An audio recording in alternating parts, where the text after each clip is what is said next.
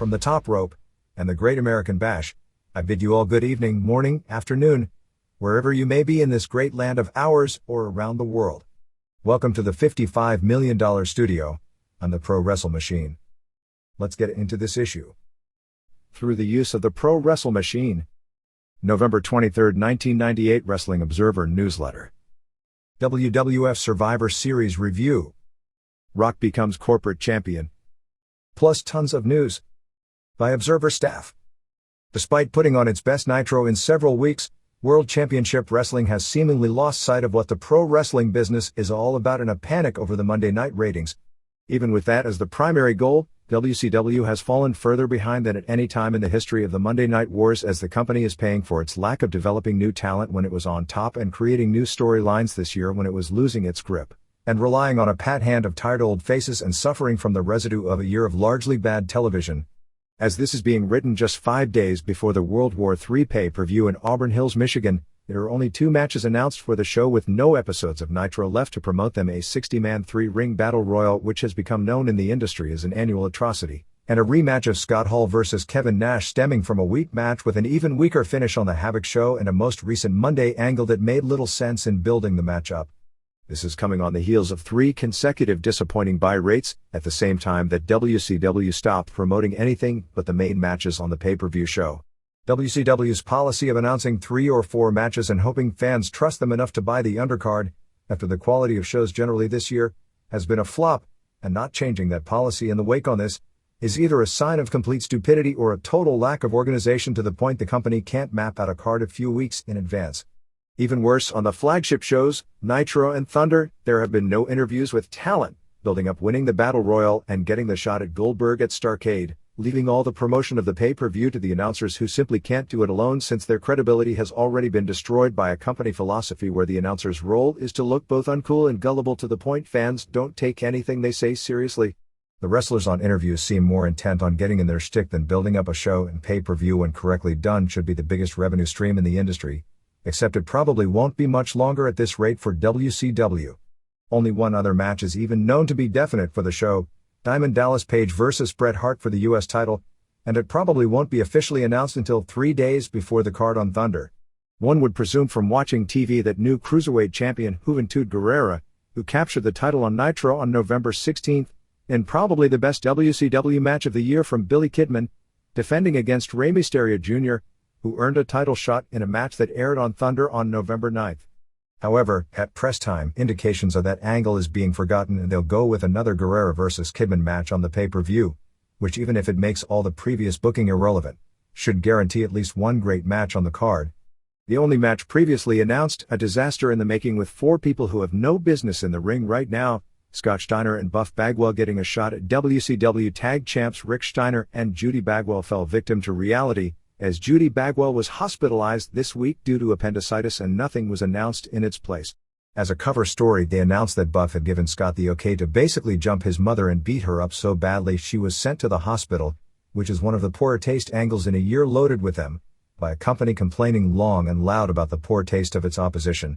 The fact is they were advertising the match despite Buff being months from ready to wrestle and Rick Steiner having just undergone another shoulder operation after the previous one was unsuccessful, and he's a long way from being able to return to the ring.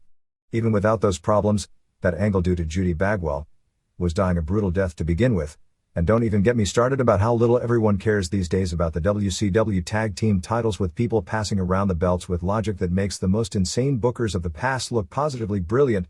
The bookers had scripted an angle for the Saturday night tapings on November 17th in Salina, Kansas between Booker T and Scott Norton to set up a pay-per-view match, but since neither wanted to do the angle, it wound up being nixed, and it doesn't look like they'll be wrestling either. So despite having the match of the year, outsider angle that usually works, and a show that had some lame points as well, Nitro took its biggest drubbing in history to a very good Raw show, featuring Steve Austin challenging The Rock for the WWF title. Raw drew 5,766,000 viewers, likely its largest audience in history, to Nitro's 4,508,000 viewers. Over the final 2 hours and 4 minutes, Nitro had 4,129,000 viewers. The breakdown over the head-to-head 2 hours and 4 minutes saw Raw with 464,000 males 18 to 24, 1,713,000 males 25 to 54, 444,000 males 55 plus, 228,000 females 18 to 24, 746,000 females 25 to 54, 257,000 females 55 plus, 807,000 kids and 1,154,000 teenagers, while Nitro had 412,000 males 18 to 24, 1,393,000 males 25 to 54, 388,000 males 55 plus, 139,000 females 18 to 24, 604,000 females 25 to 54, 336,000 females 55 plus, 357,000 kids and 500,000 teenagers. For ratings, it means Raw did a 5.50 rating, 5.38 first hour, 5.62 seconds hour, and an 8.4 share. It's the second highest rated Raw in history and the highest ever in a competitive situation. Nitro did a 4.25 rating, 5.01 first hour, 3.85 seconds hour, 3.91 third hour, and a 6.4 share. The head-to-head 2+ hours of Nitro did a 3.88 rating, which means Raw's record head-to-head margin of victory was 1.62 points. It was a total 8-segment whitewash with Nitro never coming close than one full ratings point down. The biggest disaster was for the Bill Goldberg vs. Bam Bam Bigelow confrontation, which was built up for the last 75 minutes as a world title match involving someone who didn't even work the company, the outsider angle that usually works. The match never got into the ring and was a lame ending to the show, but fans wouldn't have known about that in advance. But despite doing a great pull-apart brawl early, the competition of the Rock vs. Austin title match led to Nitro suffering a total embarrassment with a 2.74 rating for the segment. Rock vs. Austin, which went about 2 minutes longer on the other end, did a 5.46 final quarter to Nitro's 4.10 for Hart vs. Benoit, and a whopping 7.31 for the overrun. The last 2 minutes or so went unopposed, but even without it the overrun probably did in the high sixes. There were 2 quarter hours that Raw won by nearly 2 full ratings points. Raw did a 5.6 for the Austin confrontation early with McMahon and company in the Mills Lane video, plus Outlaws vs. Oddities, while Nitro only managed a 3.7 for Guerrero vs. Mysterio Jr. and the Judy Bagwell interview from the hospital. The other big period was Raw peaking at a 5.8 rating for Regal vs. Godfather confrontation and Shamrock vs. Bossman, while Nitro did a 3.9 for the Buff and Scott Steiner interview. The Ric Flair interview where he introduced Barry Windham got beat by 1.6 points by the McMahon opening monologue. The closest WCW came was a pair of 5.2 to 4.2 margins, once when Raw had an apparent ratings disaster pairing of Goldust and Blackman vs. Blazer and Jarrett, while WCW had Conan vs. Saturn, and the other when Raw had that totally lame Hawk suicide angle going against an almost as lame Hogan for President Rally with a Monica Lewinsky lookalike.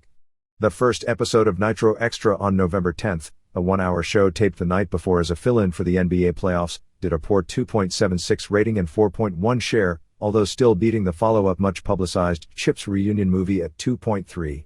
WCW doesn't want to do the shows for all the reasons that make logical sense, as the overexposure of the product is becoming another problem, and it wasn't scheduled for November 17th. However, TNT has put another Tuesday Nitro on the books for November 24th. The momentum switch is coming at a time when a lot of WCW contracts are coming due. Diamond Dallas Page recently signed a new 3-year deal at a reported $900,000 per year, which given the current economic climate is not being overpaid a bit.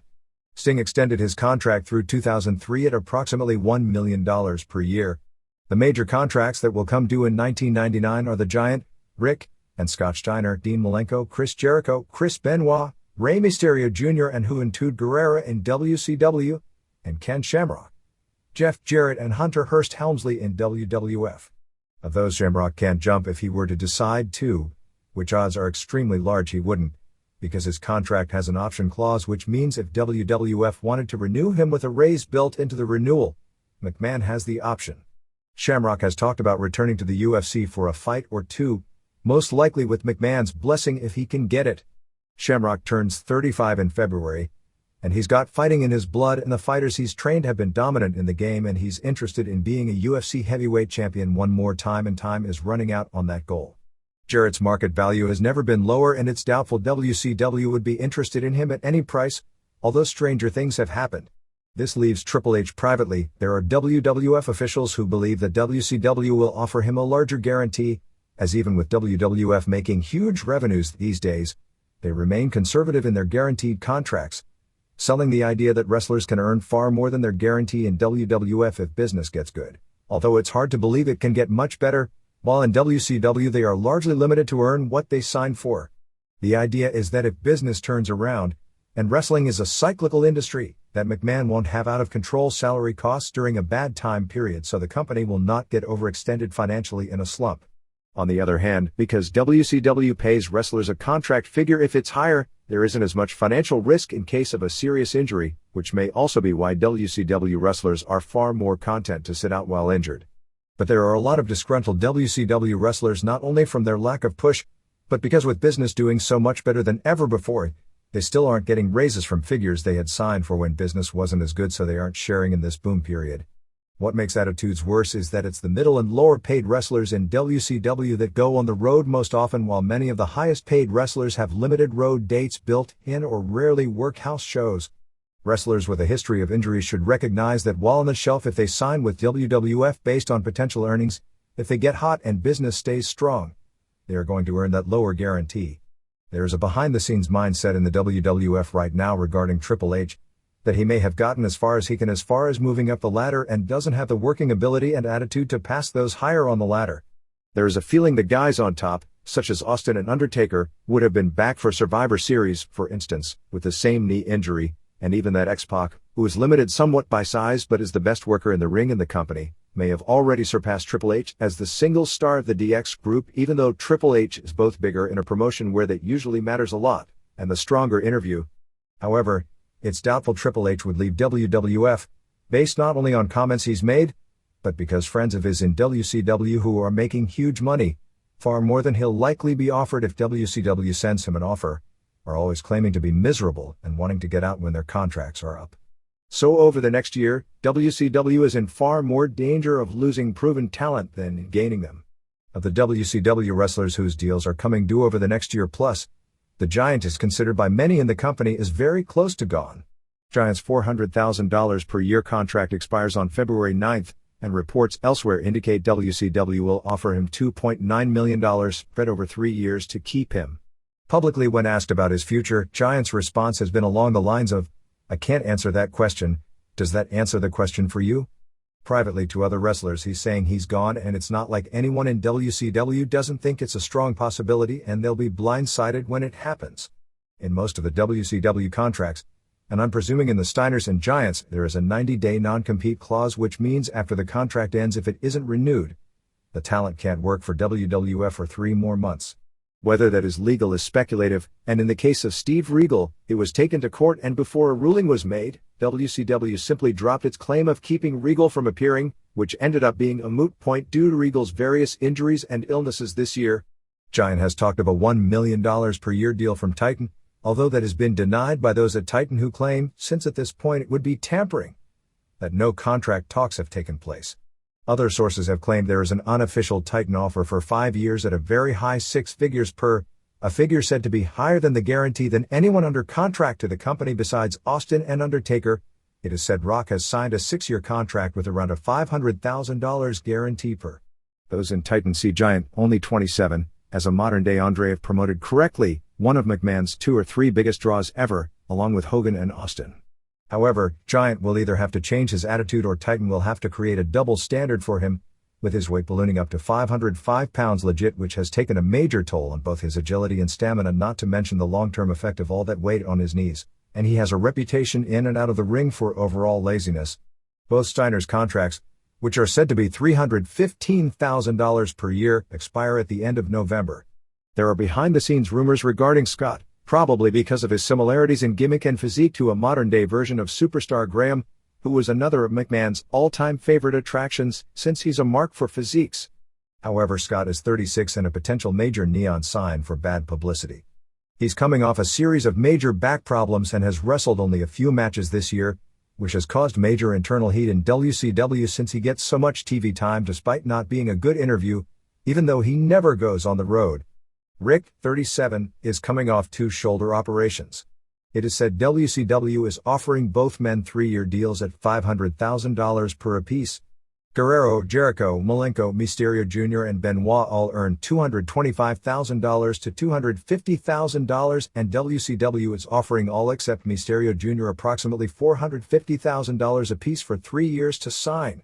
Jericho, who is 28, and Mysterio, who turns 24 in a few weeks, both have deals that comes due at the end of July, while the other 3 come due at the end of 1999, and none have given an indication of signing soon. Of that crew, Mysterio Jr., while said to be unhappy about his push, would be best off signing unless WWF offers him a guaranteed deal above the WCW offer, as WWF has a history of not being interested or able to get smaller wrestlers over, let alone anyone his size. The addition of the Super Astros program on Univision, which will be based around wrestlers that they'll be keeping off Raw and Shotgun, probably will force the company to change that stance, but there is no indication thus far they'd be willing to be competitive with the kind of money WCW is paying Mysterio Jr. for a wrestler designed only for the Super Astros program. Malenko, 38, who would in no way be offered a figure anywhere close by WWF, would also be foolish to leave WCW for similar reasons, as WWF was never gotten a wrestler like him over before, and many feel by being in the Horsemen that Malenko is getting as strong a push as he could get on the national level. Guerrero, 31, who is really only about 5'6", January 2nd, would have his lack of height exposed by all those deceptively huge slugs Titan employs. The small guys Titan has pushed in the past are Bret Hart and Shawn Michaels, who are both 6 inches taller than Eddie, and he'd be nearly a foot shorter than all the Godfather, DOA, Southern Justice type slugs that are all over the Titan roster, not even with giant roles, let alone even being given significant pushes. He's enormously talented in the ring when motivated, although his work of late hasn't been up to levels of previous years, and while he's been a good interview at times, it's largely been in Spanish, and he's struggled at the mic most of this year doing English promos. McMahon is a long-established size mark, and as Taka Michinoku and Brian Christopher have shown, talent doesn't make a leopard change his spots, and Titan has an audience that has already been trained to a mentality that it's hard to change, as noting smaller-sized good workers like Jarrett, Taka and Christopher have fared every bit as poorly in the ratings as the slugs like DOA and Southern Justice. As unhappy as Guerrero is with his plight in WCW, his plight could wind up being worse in WWF, witness Taka, and he should decide based on the money offered him. Even though WCW does have its apparent frustrating limits of upward mobility, he'll also never flounder in that company as long as he can perform at a high level, because WCW desperately will need that on its shows in the future. This leaves Jericho and Benoit. Jericho has been in many people's eyes, probably most people's eyes, the singles most entertaining person in WCW of late. Although small by Titan standards, his interviews and persona are excellent, and he's a very good worker and would immediately be one of the top 3 workers in the WWF should he go there. Of all the people under contract with the exception of Giant, he's probably the one who could benefit the most by leaving, unless WCW either makes him a huge offer and, not or, starts giving him a push to the level of the Page, Hart type level. And WCW needs to do that, because with ratings falling and the stars all getting older, Jericho has potential to be a franchise heel like Ric Flair was in the Carolinas in the late 70s. Benoit, 31, who when healthy, and he hasn't been due to elbow problems the past several months, is the best worker in the country. Even though he's only 5'8" January 2nd, he's so talented, and his ability to get over as being a tough wrestler as opposed to a pretty wrestler makes him a lot better fit at Titan than Guerrero or Malenko, is such that fans overlook his size. He's the one who, unless WCW makes a direct effort to put him on the level of a world heavyweight title contender, should make the move, because he'll never be this young again. While there is a romantic notion of Benoit going to ECW, no doubt ECW would make him world heavyweight champion, and he'd almost single-handedly make ECW pay-per-view shows at least acceptable, because the main event would almost always be great. It's very questionable whether ECW can afford a deal even competitive with a $450,000 per year offer that WCW is expected to or has already made. But Benoit should attempt to get a guarantee from WWF close to that level, because it is well known in WWF that the financial commitment made to a person has to be justified. Witness the Mark Henry push and regular Jarrett makeovers. And if he goes in cheap and doesn't hit immediately, he probably will, that it did take him a while, largely the Kevin Sullivan feud, to catch on with the WCW audience, although he's been treading water ever since. If he comes in with a guarantee competitive with all but the top 3 guys, they'll be patient, and eventually that will pay off, because his attitude and professionalism along with his work make him a sure thing. With Vince McMahon getting out of the wheelchair totally healthy, Shane McMahon turning heel, and The Rock turning heel after winning the WWF title in the exact same scene as the Survivor Series last year in Montreal, You didn't think the weekend of the movie airing in most of Canada would go unnoticed, but this time Earl Hebner tried to do the right thing and was overruled by heel Shane.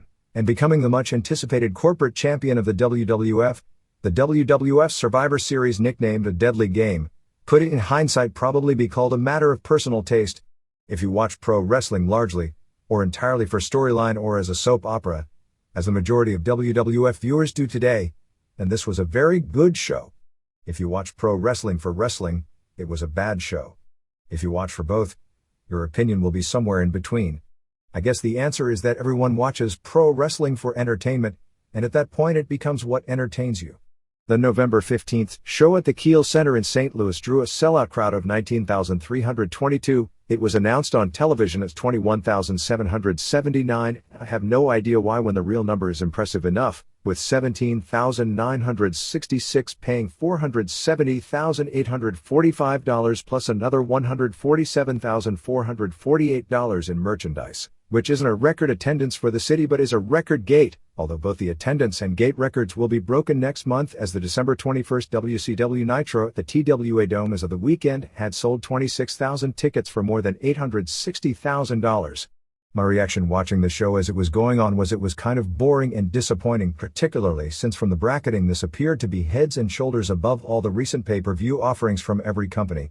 4 hours is too long, as has been said after every WWF pay-per-view. To me, a bad sign is that the show is dragging and you're looking at the clock figuring out how many minutes are left before it's going to end. When the show was over, it was obvious, with Rock as a heel champion building up to a Steve Austin match at WrestleMania but with guys like Mankind, Kane, Triple H, for a semifinal spot underneath a hot Austin match, and Undertaker as possible challengers leading up to that point. That is a storyline for business. This is going to work and was very well executed, and at least partially unexpected even if nearly everyone had Rock pegged as the champion coming out of the show. But the lack of talent depth was noticeable, and problems with the length of the show amplified by the lack of heat for all but the trademark spots which everyone waits to pop for. But it was still something largely boring as it was going on, with far too much emphasis put on Vince McMahon, and don't think the wrestlers aren't noticing any differently than the WCW crew in the early days of Eric Bischoff on TV before the morale finally reached the current level, with a good ending. In the only dark match, Brian Christopher, Brian Lawler, and Scott Taylor beat Matt and Jeff Hardy, Bob Holly, Robert Howard, and Scorpio, Charles Skaggs, defeated Animal, Joe Laurinaitis, and Droz, Darren Drozdov, in 2:17 in the first match of the live Sunday Night Heat show. Real bad with no heat, like negative star caliber. Holly and Scorpio are Al Snow's JOB squad. They did the Doomsday Device on Scorpio and Droz set Scorpio up for a power bomb. Snow ran in and hit Droz in the face with the head and Scorpio got the pin. Val Venus, Sean Morley, beat Tiger Ali Singh, Joe Dinker Hans Jr., in 2:36 with a fisherman's suplex. They were debating who the father is of Terry's baby if it isn't Val. How about Brian Pillman impregnated her extraterrestrially or on a 1-year delayed reaction? Anyway, Singh is a step slow on every spot. Godfather came out and was supposed to whip Singh into the ring post, except Singh whizzed past the post and never touched it. Poor Michael Cole sold it like he had, and they went right to the finish. DOA came out and were attacked by Bradshaw and Farouk, in matching costumes but without Jackal. Bradshaw and Farouk wound up leaving DOA, and Paul Ellering laying to set up a new angle before the officials broke it up. This was a quick deal and they cut to a Outlaws interview when the Headbangers and Mark Henry and D'Lo Brown all attacked each other in a backstage brawl that looked redundant since it was exactly the same as the brawl preceding it. Sable did an interview where she guaranteed she'd win the title, which she did, and was jumped from behind by Jacqueline after being distracted by Mark Marrow and hit in the neck with the title belt. They did show a glimpse of Terry Pac, who hasn't been seen of late, in a crowd shot just before the angle started. Gangrel David Heath pinned Steve Blackman in 3:21 with an implant DDT after Edge came off the top rope with a missile dropkick to Blackman's back. Christian gave Blackman a diving headbutt after the match. At that point a blue blazer, generally speaking, the blue blazer is Owen Hart. When Hart and Blazer are together, the guy in the blazer costume has been Jeff Jarrett. On Raw on November 16th, the blazer was Tom Pritchard, came from the ceiling a la Sting, but had trouble unhooking himself and ended up being hung a few feet above the ground as a sitting duck for Blackman to nail before being dragged back up. The whole deal was a spoof on the Sting angle. The only reason I can think of why they did it on this show, since Sting hasn't done it in months, is because the Learning Channel special that was airing head-to-head was done in February and focused on Sting coming from the ceiling as one of pro wrestling's hot angles. The show ended with Vince doing an interview and calling out Rock, Austin, and Shane. It wound up with a battle royal with most of the guys in the tournament as the show went off the air. 1. Mankind, Michael Foley, pinned Dwayne Gill with a double-arm DDT in 30. Vince did an interview building up Gill like he was a big superstar, including a Southern hick knock at WCW and a video package of him with long bleached blonde hair, he's shaved bald now, being squashed by Jimmy Snuka. Fans expected the mystery opponent to be Shawn Michaels and booed heavily. 2. Al Snow, Alan Sarvin, pinned Jeff Jarrett in 3:31. Snow did a flip body attack off the steps. They traded moves but Snow was a little slow and they didn't work together as well as you'd think. Deborah stole the head but Snow got the guitar and whiffed on a home run shot. Jarrett hit Snow with the head to the back for a near fall. With the ref distracted, Snow got the head and clocked Jarrett with it for the pin. Dud. 3. Steve Austin, Steve Williams, beat Big Boss Man, Ray Traylor, in 3:20 when Boss Man was beating on Austin with the nightstick. Decent brawling but too short to build too much and a real weak finish. Boss Man continued to attack him with a stick after the match. 1/2 star. 4. X-Pac, Sean Waltman double countout with Steven Regal, Darren Matthews, in 8:10 in a match so illogical it should have been booked in WCW. The only good thing about Regal's presentation thus far is his entrance music and his facials. His work, which had been terrible up to this point, improved to where it was decent. But the match was slow-paced for the most part and had no heat. And Regal was working with the best worker in the company. Regal did use a double-arm suplex. The only big pop of the match was for the Bronco ride. They were fighting outside the ring and the bell rang ordering a double count-out. They were showing constant cutaways of McMahon during many of the matches. McMahon looked mad because the double elimination gave Austin a bye. McMahon had Commissioner Slaughter run out, and that was a sight, and order the match to continue to a finish with a 5 minutes overtime. How can it be to a finish but have a 5 minutes time limit? Anyway, X-Pac was selling an injury and just walked away. The bell rang. X-Pac walked all the way to the dressing room. Instead of raising Regal's hand via forfeit, because X-Pac quit, it was still a draw and both were eliminated. So all that post-match stuff was an illogical waste of time. 3/4 star. 5. Ken Shamrock beat Goldust, Dustin Runnels, in 5:56. Not much heat but both worked better with each other than any match to this point. Shamrock worked some spots as if he was the face. Shamrock kicked out of the Bulldog. Goldust set up the Shattered Dreams spot but the ref got in Goldust's way. Shamrock did a sloppy Hurricane Rana coming out of the corner, hit the belly-to-belly and got the submission with the ankle lock. 1.5 stars. 6. Rock, Dwayne Johnson, pinned Bossman in 03. Triple H, who had been advertised from the beginning, wasn't even there to do his usual injury angle in the pregame show. The storyline was that Vince sent him a ticket to come, he never responded, thus evil Vince was false advertising him, which I guess he was, and now he'll be fined for no showing even though he has a legit knee injury. Pat Patterson and Gerald Briscoe came out crotch chopping like they were in DX, which was a hoot. They told Rock even though he should have a bye, that he doesn't, which makes plenty of sense since McMahon was already allowing hated Austin to have a bye, and sent out already eliminated Bossman. He ran in the ring and got inside cradled at the bell. 7. Undertaker Mark Calloway pinned Kane Glenn Jacobs in 7:16. Undertaker desperately needs time to heal up as he's practically immobile. Kane wasn't selling. Really bad. Both had the other by the throat but Kane overpowered him and got the choke slam. Paul Bearer distracted Kane, allowing Undertaker to come from behind with a tombstone piledriver and Bearer held Kane's legs to keep him from kicking out. After the match, Kane choke slammed the ref. In very untypical WWF fashion, the cameras missed it and the announcers talked about a spot you didn't actually see. Dud. 8. Mankind pinned Snow in 3:55. It was revealed on the split screen that it was McMahon who stole Mr. Sacco, and I guess gave him to the head. Snow hit the post hard with a chair. Snow hit a super kick on the floor, but Mankind came back with a hotshot-like maneuver dropping Snow on a chair on the floor. Anyway, Mankind saw Mr. Sacco on the head and began attacking the head with brutal punches. Snow hit a clothesline and a power bomb for a near fall, but Mankind came back with the double-arm DDT and the Sacco claw for the submission. 1/2 star. 9. Rock beat Shamrock in 8:20. Shamrock whipped Rock's shoulders into the step. Bossman came out early. At one point Shamrock used a Hurricane Rana into a Fujiwara armbar into the ankle lock, but Rock made the ropes. Big pop for the rope break.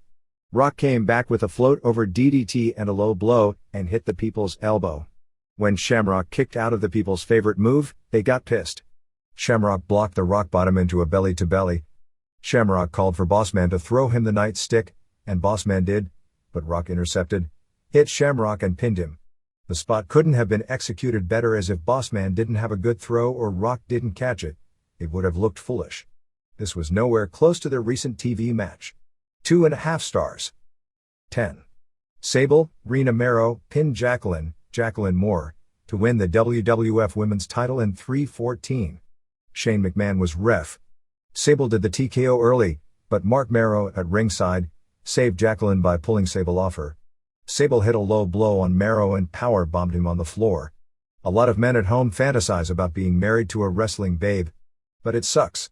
If it doesn't suck at home, it does suck in your storyline role. Jacqueline was choking Sable on the ropes and her neck came nowhere near the ropes. Jacqueline went for a power bomb, but Sable powered out and hit her own Sable bomb for the pin. This was better than most of the matches on the card up to this point. 1 star. 11. Mankind pinned Austin in 10:27. Austin was selling his left arm. Austin wound up ripping the tuxedo and shoes off Mankind, who worked the rest of the match in his black socks. Vince and company came out. Austin went for the stunner, but Mankind ran away. Briscoe and Patterson had to talk him into returning. Austin ran out and gave the three a triple noggin knocker. Mankind backdropped Austin on the floor. Austin clotheslined Mankind over the partition. Austin tried to crotch Mankind but was reversed and Austin took a head shot into the post. It may have been nasty because there was some shot Austin took during this match that gave him a nasty looking bump above his left eye. Austin kicked a chair into his face, but Mankind came back with a double arm DDT on the chair. Austin backflipped Mankind onto a chair and hit the stunner. As the ref started the count, Vince had his miracle recovery and jumped out of the wheelchair and decked ref Mike Chioda. Mankind put the claw on, but Austin broke it with a low blow and delivered another stunner. Shane McMahon ran in as the second ref, counted to 2, then flipped off Austin and started laughing. Briscoe hit Austin with a love tap with a chair and Austin laid down for the 3 with Shane counting. It's lucky nobody takes this stuff seriously, because after everything Austin has taken and gotten up, it makes no sense to lay down for such a weak chair shot. Then they did a getaway car tease as Patterson, Briscoe and Slaughter got in a limo and fled, theoretically with Vince and Shane with them. Austin stole a van and left after them. 3 stars. 11. Rock beat Undertaker via DQ in 8:23. No heat. Bearer hit Rock with his shoe. Rock came back with a Samoan drop. Bossman came back out. Rock hit a DDT and a low blow, and finally hit the Big People's Elbow spot. Bossman distracted Rock, allowing Undertaker to sit up. Taker hit Bossman, then set up a choke slam on Rock. At this point Kane ran in and confronted Undertaker, then choke slammed Rock for the DQ, eliminating Undertaker. Undertaker hit Earl Hebner for making the call and he and Kane brawled into the crowd. 3/4 of a star. 12. New Age Outlaws, Brian James and Monty Sopp, retained the WWF Tag Titles, beating Headbangers, Glenn Ruth and Charles Warrington, and Mark Henry and D'Lo Brown, AC Connor, in 10:10. There was this gigantic sign with the entire Outlaws ring entrance speech on it in huge bold letters. Actually, that was the highlight of the show. They really should have the Outlaws do the same 7 minutes ring in trance every night and never have them wrestle, because nobody cares once the bell rings. No heat. Sounds familiar. Tons of low blows. One of them got a pop, but by this time the crowd wasn't even reacting to them. Brown hit a nice Frankensteiner off the top on Mosh. Mosh did a leg sweep on Brown. They all tried but these 3 ways, while a nice marketing gimmick thanks to Paul Heyman, almost always stink due to lack of focus. Match ended pretty well out of nowhere with Gunn pinning Mosh after a pile driver. 1 star. 13. Rock beat Mankind in 17:10 to win the WWF title. Vince and Shane came out. They brawled in the crowd, including Rock banging on Mankind with a rubber garbage can. Mankind was backdropped from outside the barricades back in. Mankind hit Rock with a hair chair to the back. Mankind ended up taking a bump with the ring steps on him, and Rock destroyed the steps with hard chair shots, and then gave Mankind a hard chair to the head, which even Jim Ross noted killed brain cells. Mankind did his elbow off the apron. Mankind tried a leg drop while Rock was on English language announcer's table, but the move actually missed.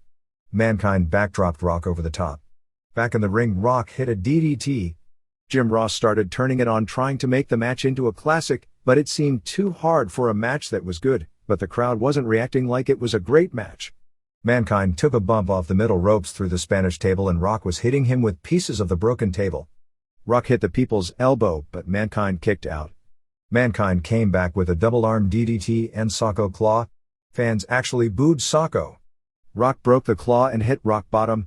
He then put on the sharpshooter and Vince called for the bell, and you've probably seen and heard that scene about 1,000 times over the past 12 months. Shane, Vince, and Rock all hugged. When Mankind complained by Vince, Rock hit him from behind with the belt and gave him the rock bottom.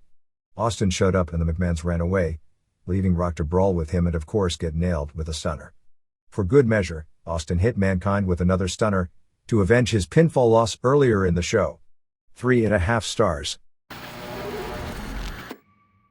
It only took one new wrestler, Vader, to set the wheels in motion for a turnaround in the fortunes of All Japan Pro Wrestling.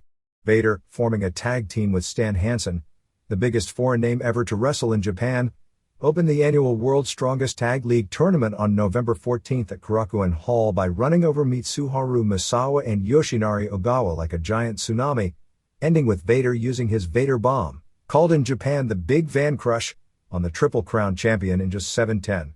But more importantly, over the booking significance of having Vader on his first night and pin the top star in the company, was the effect of Vader on business and all the signs of a possible turnaround in the beleaguered company that had fallen to the greatest depths in its 26-year history with generally awful house show attendance outside of Tokyo.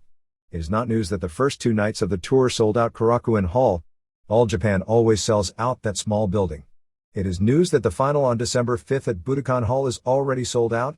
Similar to the glory days of the promotion when tickets for the big Budokan shows were a premium buy and they often sold out the first day they were put on sale. And perhaps even more significant is that on the 3rd day of the tour, November 16th in Kofu, All Japan sold out the 4,400-seat building without a strong lineup, a typical 6-man headliner on top plus Misawa and Ogawa versus Gary Albright and Giant Kimala 2 in a tourney match, largely based on the novelty of seeing Vader and Hansen as a tag team for their first tour together. On the same night, New Japan failed to sell out the opening of its lackluster tag team tournament, drawing 3,700 fans to the 4,900-seat Yokohama Bunka Gym despite having one of its strongest tournament matches as the headliner, IWGP Tag Champs Genichiro Tenryu and Shiro Koshinaka against Keiji Muto and Satoshi Kojima, the team that the tournament appears likely to be booked around. Even though New Japan is the #1 company in the country, and that isn't going to change anytime soon, All Japan of late has been crushing them as far as television ratings, which, unlike in the United States, are not taken seriously as a major business statistic, and for the next few weeks with Vader and Hansen's first appearance as a team in every city, that should also be the case at the house shows. Although that wasn't the original plan, it now looks like the most logical thing would be to put them over in the tournament to create a modern version of the Miracle Power combination Bruiser Brody and Stan Hansen. In their TV debut against Misawa and Ogawa, that was clearly the idea, as like Brody and Hansen, they sold almost nothing as they aggressively went after their smaller Japanese foes. In addition, correctly booked and barring injury, and with Vader at 42 that is a huge concern, Vader should draw well at Budokan not only in major tag matches with Hansen, but even better in singles matches for the first time ever against Misawa, Kenta Kobashi and even Toshiaki Kawada plus an eventual singles match with Hansen that may for a brief period resurrect the 49-year-old broken-down legend to money-drawing status. The plethora of mainstream media stories and appearances by pro wrestlers, led by all the Jesse Ventura stories, continued this past week. Perhaps the most amazing sign of wrestling's mainstream appeal came in one sentence in the November 16th issue of Sports Illustrated. On page 29, in a small item called Wish List, it stated that Goldberg and Dennis Rodman don't get any ideas from the campaign of Jesse, the Gov, Ventura. What's so notable about that? The name Goldberg is listed on its own, not preceded by the term pro wrestler or WCW wrestler. It's one thing if it were Hulk Hogan, who is a household name. But this was Goldberg, who a magazine of the caliber believed was enough of a mainstream celebrity to have his name stand alone. Goldberg's name was hardly the only wrestling note in the issue, which had a story called Body Language on Ventura that was one of the most perceptive stories I've seen to this point. One note stood out 4 days before the election, his poll numbers rising ominously. Ventura called his can producer and on-air foil, Joe Polan. JP, what am I gonna do if I actually win this thing? The story called Ventura an unapologetic homer as a sports talk show host, but was never owner-friendly, probably from lessons learned from his own relations with owners and corporate execs like Vern Gagne, Vince McMahon, Bill Watts and Eric Bischoff in pro wrestling. Ventura invited rock legends Aerosmith to perform at his inauguration in January. The Newsweek story on Ventura was also good, but there were a little too many self-serving quotes from Hulk Hogan, who quite frankly, despite his trying to coattail the issue, is of no relevance whatsoever to the real Ventura story. The Sporting News noted that Ventura last summer had asked former baseball star Kent Hrbek to run with him as a lieutenant governor. Hrbek turned it down because he'd have missed a planned hunting trip the weekend of the election. Phil Mushnick of the New York Post ran another scathing column about Ventura on November 15. Mushnick largely took to task all the credible journalists that have been having their fun doing comedy about the Ventura election, and noted that none, actually to this point Mushnick has been the only one, have brought up his past as a WWF performer and what was going in the WWF during that time. It should be noted that during that period, Ventura was a wrestler for a short period of time and an announcer for a longer period of time. He never worked in company management, at which point, some of the activities that allegedly, and not so allegedly, were going on. It noted Ventura's nickname The Body comes in part for the fact he at one point used steroids, and that the WWF during that time period was built on steroids, noting that Ventura was in the WWF during the period that Dr. George Zaharian was convicted of selling steroids to WWF wrestlers. Ventura himself has claimed he stopped using steroids in the early 80s, and judging from his physical appearance, that doesn't sound like one of those fake "I used them when they were legal but stopped when the law changed" timelines. As mentioned in his first column about Ventura, Mushnick wrote that Ventura would have no celebrity status, certainly not enough to see him elected governor of Minnesota without his admitted steroid use, is, at the very least, a distinct possibility. But no one wants to go there. It'd ruin a very amusing story. Mushnick brought up how many of Ventura's colleagues in pro wrestling died young, and then brought up that nobody has asked Ventura if he was aware of the alleged sexual advances initiated by male WWF management against underage males. In addition, the ON Network is now working on a detailed biography special about the life of Ventura. The Learning Channel ran its one-hour special called The Secret World of Pro Wrestling on November 15, with the brilliant foresight to run it head-to-head with Survivor Series, although it aired a replay showing later that night after Survivor Series had ended. There wasn't much in the way of new ground on the show, but it was far superior to recent ON and NBC specials both in presentation and in regard to an accurate portrayal of the pro wrestling industry, both in history and current form. The main problem with the show is that pro wrestling itself moves so fast that a show largely put together in February, showing clips of the angles going on at the time, looks dated now, and a lot of the current stats used regarding pay-per-view and TV ratings, with WCW in the lead in both, quoted by me, were accurate in February, but altogether different today. The show was both fair and accurate, almost amazingly so, regarding the business, with the best part of the story not being the major league promotions, but the plight of a lot of young kids, including a tiny 9th grader from Southern California training in a local wrestling school doing Rey Mysterio Jr. inspired moves, and their long-shot dreams to be pro wrestlers. It showed kids learning to be wrestlers at both Billy Anderson and Jesse Hernandez Wrestling School in San Bernardino, and at Gary Key's school near Los Angeles. It was filled with clips, going back to Carnival Wrestling, all the way to Raw, Nitro explosive matches like Onita vs. Pogo from Japan, and a great deal about Lucha Libre explained by Sergio Torres Superboy, a Los Angeles indie wrestler, with a lot of clips of the Rey Mysterio Jr. vs. Juventud Guerrero WWO welterweight title match in 1996 from the Palenque in Tijuana. There has not been one match this year in the US, and very few in the world, that could even touch that match. The show was done in Learning Channel style, which is a documentary designed to teach students about a different world.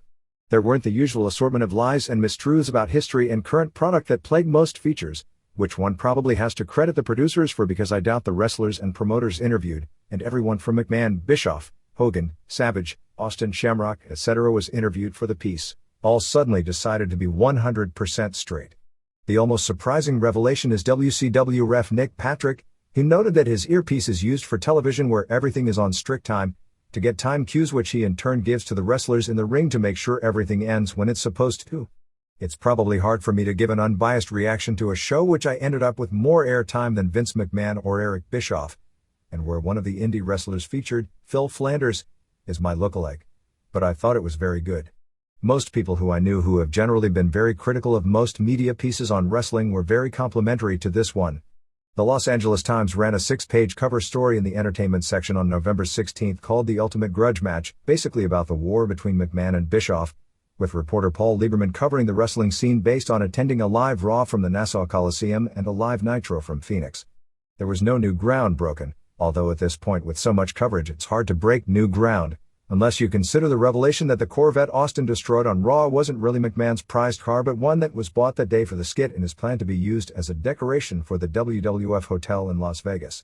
The story did hint that the Havoc running overtime was a ratings ploy by Bischoff. The brief revised history of McMahon and the WWF now claims that the reason McMahon's tenure on TBS was short-lived was because Turner was intent on buying the company. Actually, it was because ratings had fallen and Turner wanted McMahon to do his show from Atlanta rather than send in tapes from Ontario, Canada. It noted that in his own legal papers written in the lawsuit against WCW that McMahon's lawyers wrote, McMahon established himself as arguably the greatest promoter this country has produced since P.T. Barnum. In McMahon's new version of history, he once again claimed he was convicted of one charge, conspiracy to defraud the FDA, in his 1994 trial, which of course wasn't the case, and claimed at that time there were predictions that pro wrestling would disappear, like roller derby, which makes the comeback seem like a good story but nobody seriously predicted the total death of the profession, although I did hear some roller derby analogies when things were at rock bottom in 1993 and the trial was on the horizon, although the entire business was losing money hand over fist during that time period. McMahon claimed Turner again tried to buy him during this time period. Not true, although Bill Shaw, who ran the WCW division for a time after Jack Petrick, did once propose to McMahon a few years earlier the idea of doing an interpromotional pay-per-view show and were so desperate for the idea that they were going to allow McMahon full control of the booking of the show. But McMahon turned down the idea because he was far ahead at the time and didn't want to give a competitor the credibility. It noted Raw was attracting more 12 to 34 males than ABC, CBS, and NBC from January through September, since Nitro was so much stronger for most of this period from 18 to 34. It no doubt was as well. He said he hopes to do a midnight talk show from his Vegas hotel called Strip Club, a show based on a man and a woman host who have obvious sexual tension and a little confrontation and where they never talk about politics, and talked about his Univision show aimed at the Spanish market which debuts next week. Where the story lost a lot of points was in the presentation of the photos. Bret Hart got the cover photo with a sharpshooter on Dallas Page, but so little care was taken in the presentation that photos inside of Hart vs. DDP were referred to as simply wrestlers pounding home their point and a photo of Goldberg was referred to simply as a bare-chested wrestler, so much for his mainstream celebrityhood that SI believed, even though there was much talk about Goldberg in the story. The only wrestling characters whose photos were identified as if the people writing the cut lines actually knew who they were McMahon, Bischoff and Hogan. The November 23 Newsweek story on Steve Austin by John Leland also broke no new ground and really delved very little into much about Austin himself. He came across like a normal guy who somehow is unusually popular seemingly from being in the right place at the right time, but in the close of the story, had several quotes from a Toronto fan whose favorite was Undertaker and actually hated Austin. In discussing the WWF's early 90s fall and the trial, while McMahon brought up his favorite conspiracy to defraud the FDA charge, which apparently he keeps in his wallet to remind any reporter, I'm not making that one up, he actually does. They at least got it right that he wasn't convicted of the charge. It stated while he was reeling Turner lured away Hogan, which wasn't the case.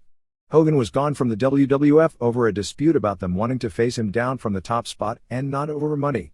He was hired by WCW 9 months later. If anything is being factual, it's that WCW lured him from New Japan, where he had a deal to work big shows starting when he was in the WWF and continuing after he left the WWF, and Savage. On the WWF's new direction, Bischoff was quoted as saying, Vince McMahon is a desperate person. To have a character simulate masturbation with a squirt gun or urinate in someone's boots in front of an audience of 7, 8, 9-year-old kids, well, there's something demented about that. McMahon's reply was, I've stopped being TV, conscience, or policeman. I've adopted the same philosophy as Hollywood. Here it is, do you like it or not? The story listed pro wrestling's gross as topping an inflated $1 billion annually, which is an exaggeration something with the credibility of Newsweek shouldn't have fallen so easily into. The story also featured a sidebar talking about the MTV show Celebrity Deathmatch.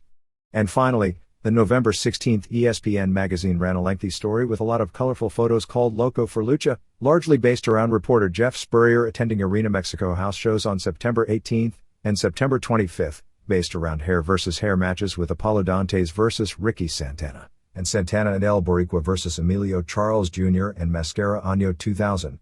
Ironically, and isn't this strange? The writer decided to change the booking somewhat to fit in with it. He wanted his story to say I guess, as the tag match in the reality became a singles match and the magazine's story claimed to have been between Santana vs. Charles. Just for changing a major fact of the story to that degree, it loses all credibility of what otherwise was an entertaining read. And the reporter himself was perceptive enough to notice that on the September 25th show, it wasn't the hair match, but a tag team match that includes Leo Del Santo and the despicable Rudos Dr. Wagner, and Scorpio Jr. as being the highlight of the show. In that sense, Spurrier, even in somewhat inventing his own main event on a show he was covering, was more perceptive than the hordes of American press in San Diego the night that Dennis Rodman squared off with Karl Malone, is not noticing people like Juventud Guerrero and Billy Kidman's work underneath. But then again, they were there to see a freak show, and a real-life human ballet doesn't exactly qualify. In a publicity stunt that wound up having some very ugly repercussions, Japanese woman wrestling star Kyoko Inoue took an horrific beating in what apparently was a shoot match under shootboxing rules. Similar to WWF's Brawl for All rules, except punches, kicks and elbows are all legal standing along with takedowns, but no actual wrestling on the mat is legal, making it basically the ultimate standing fight against a male Muay Thai kickboxer.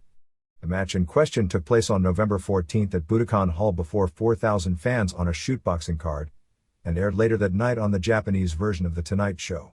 It got mainstream pub but was largely considered a failure. Inoue, 29, who weighed in that night a hefty 202 pounds, has been one of the best female workers ever, but has limited if any training in shooting. Whatever training she may have had in actually wrestling played no part in an event where mat wrestling wasn't a legal tactic. Her opponent was Parinya Giatbuzabar, an 18-year-old 147-pounder native of Thailand, of some renown in Muay Thai circles as much for his standing fighting skill as for his unique, very feminine-looking facial features. Inoue actually attempted a drop kick to the leg at the bell, and Giatbuzabar moved out of the way easily. Inoue was nailed with hard knees, punches and kicks to the face. With no standing fighting training, no standing defensive training, and far less hand speed, she had no chance to defend against the blows, and Giatbuzabar was able to avoid all her attempted offense of one attempted takedown and a few kicks he easily avoided. Inoue's face wound up brutally beaten to a bloody pulp, although she did last the entire 3-minute first round before the ref wouldn't allow her to continue due to a dangerous cut over her eye. Inoue, who was actually back in the ring as a pro wrestler 2 nights later, heads the Neo Ladies promotion in Japan, a group struggling for its very existence. She did the match as an attempt to gain mainstream pub for herself and hopefully, if she could survive, as she had no chance of winning under these rules even with her size advantage, spark some interest in her company, which aside from bringing in Nicole Bass for a few shots as a freak show, has done nothing to garner any mainstream interest. All I can say about this is thankfully, as bad as commissions often are, thankfully we have them in the United States so intergender mixed matches of this type don't take place. Balloting for the 1998 Wrestling Observer Newsletter Awards, our 19th annual awards, will start after Thanksgiving. These are still the only pro wrestling awards that are both international in scope and receive coverage from wrestling media throughout the world. Besides published in the Observer in the United States, the results have been published in Japanese major magazines for years and have in recent years also been published in a Mexican daily newspaper Ovaciones with a circulation of more than 1 million.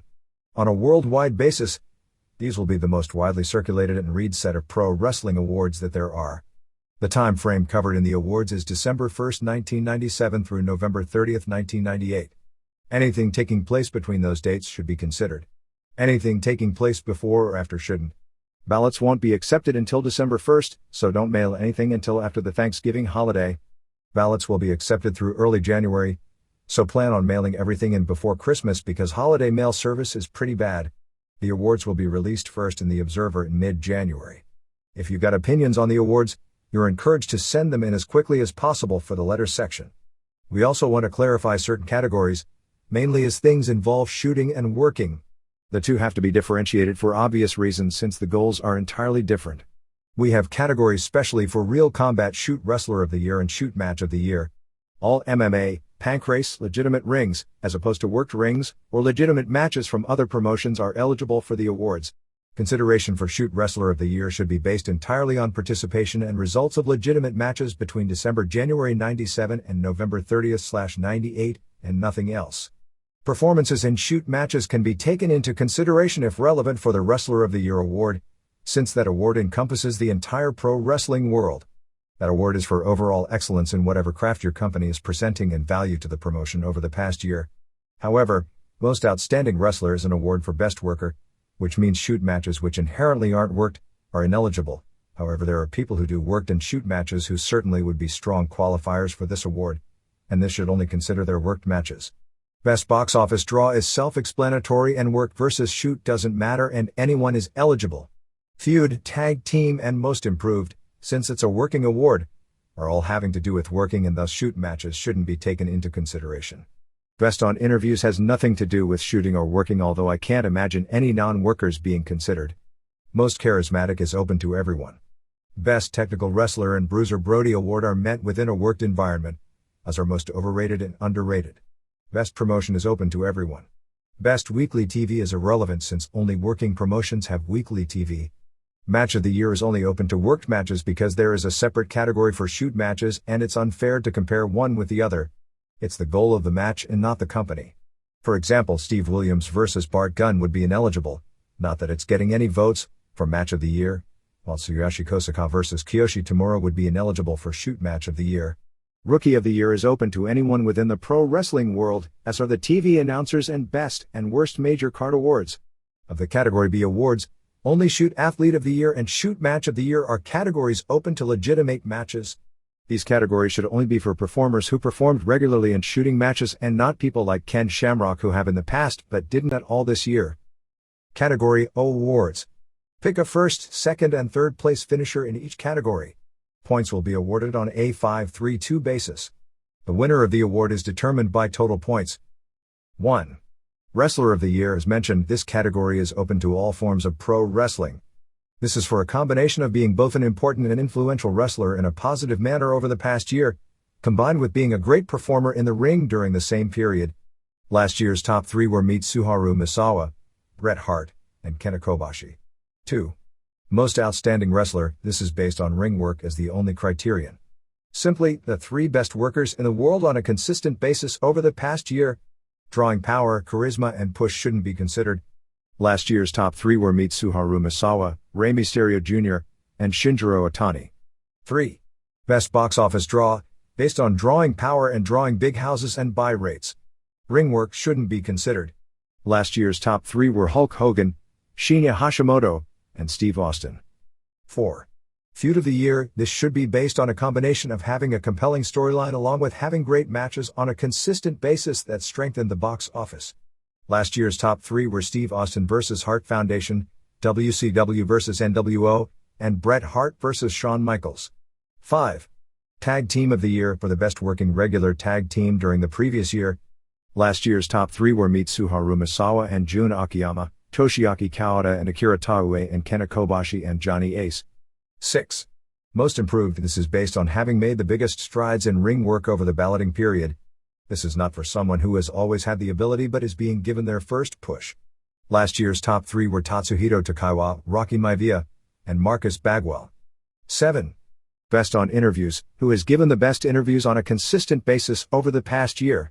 Reputation from previous years shouldn't be taken into account. It should be based on work over the entire year rather than 1 or 2 great interviews. Last year's top 3 were Steve Austin, Ric Flair, and Shane Douglas. 8. Most Charismatic. What wrestler has to do the least to get the most out of it? Last year's top 3 were Steve Austin, Ric Flair, and Shawn Michaels. 9. Best Technical Wrestler.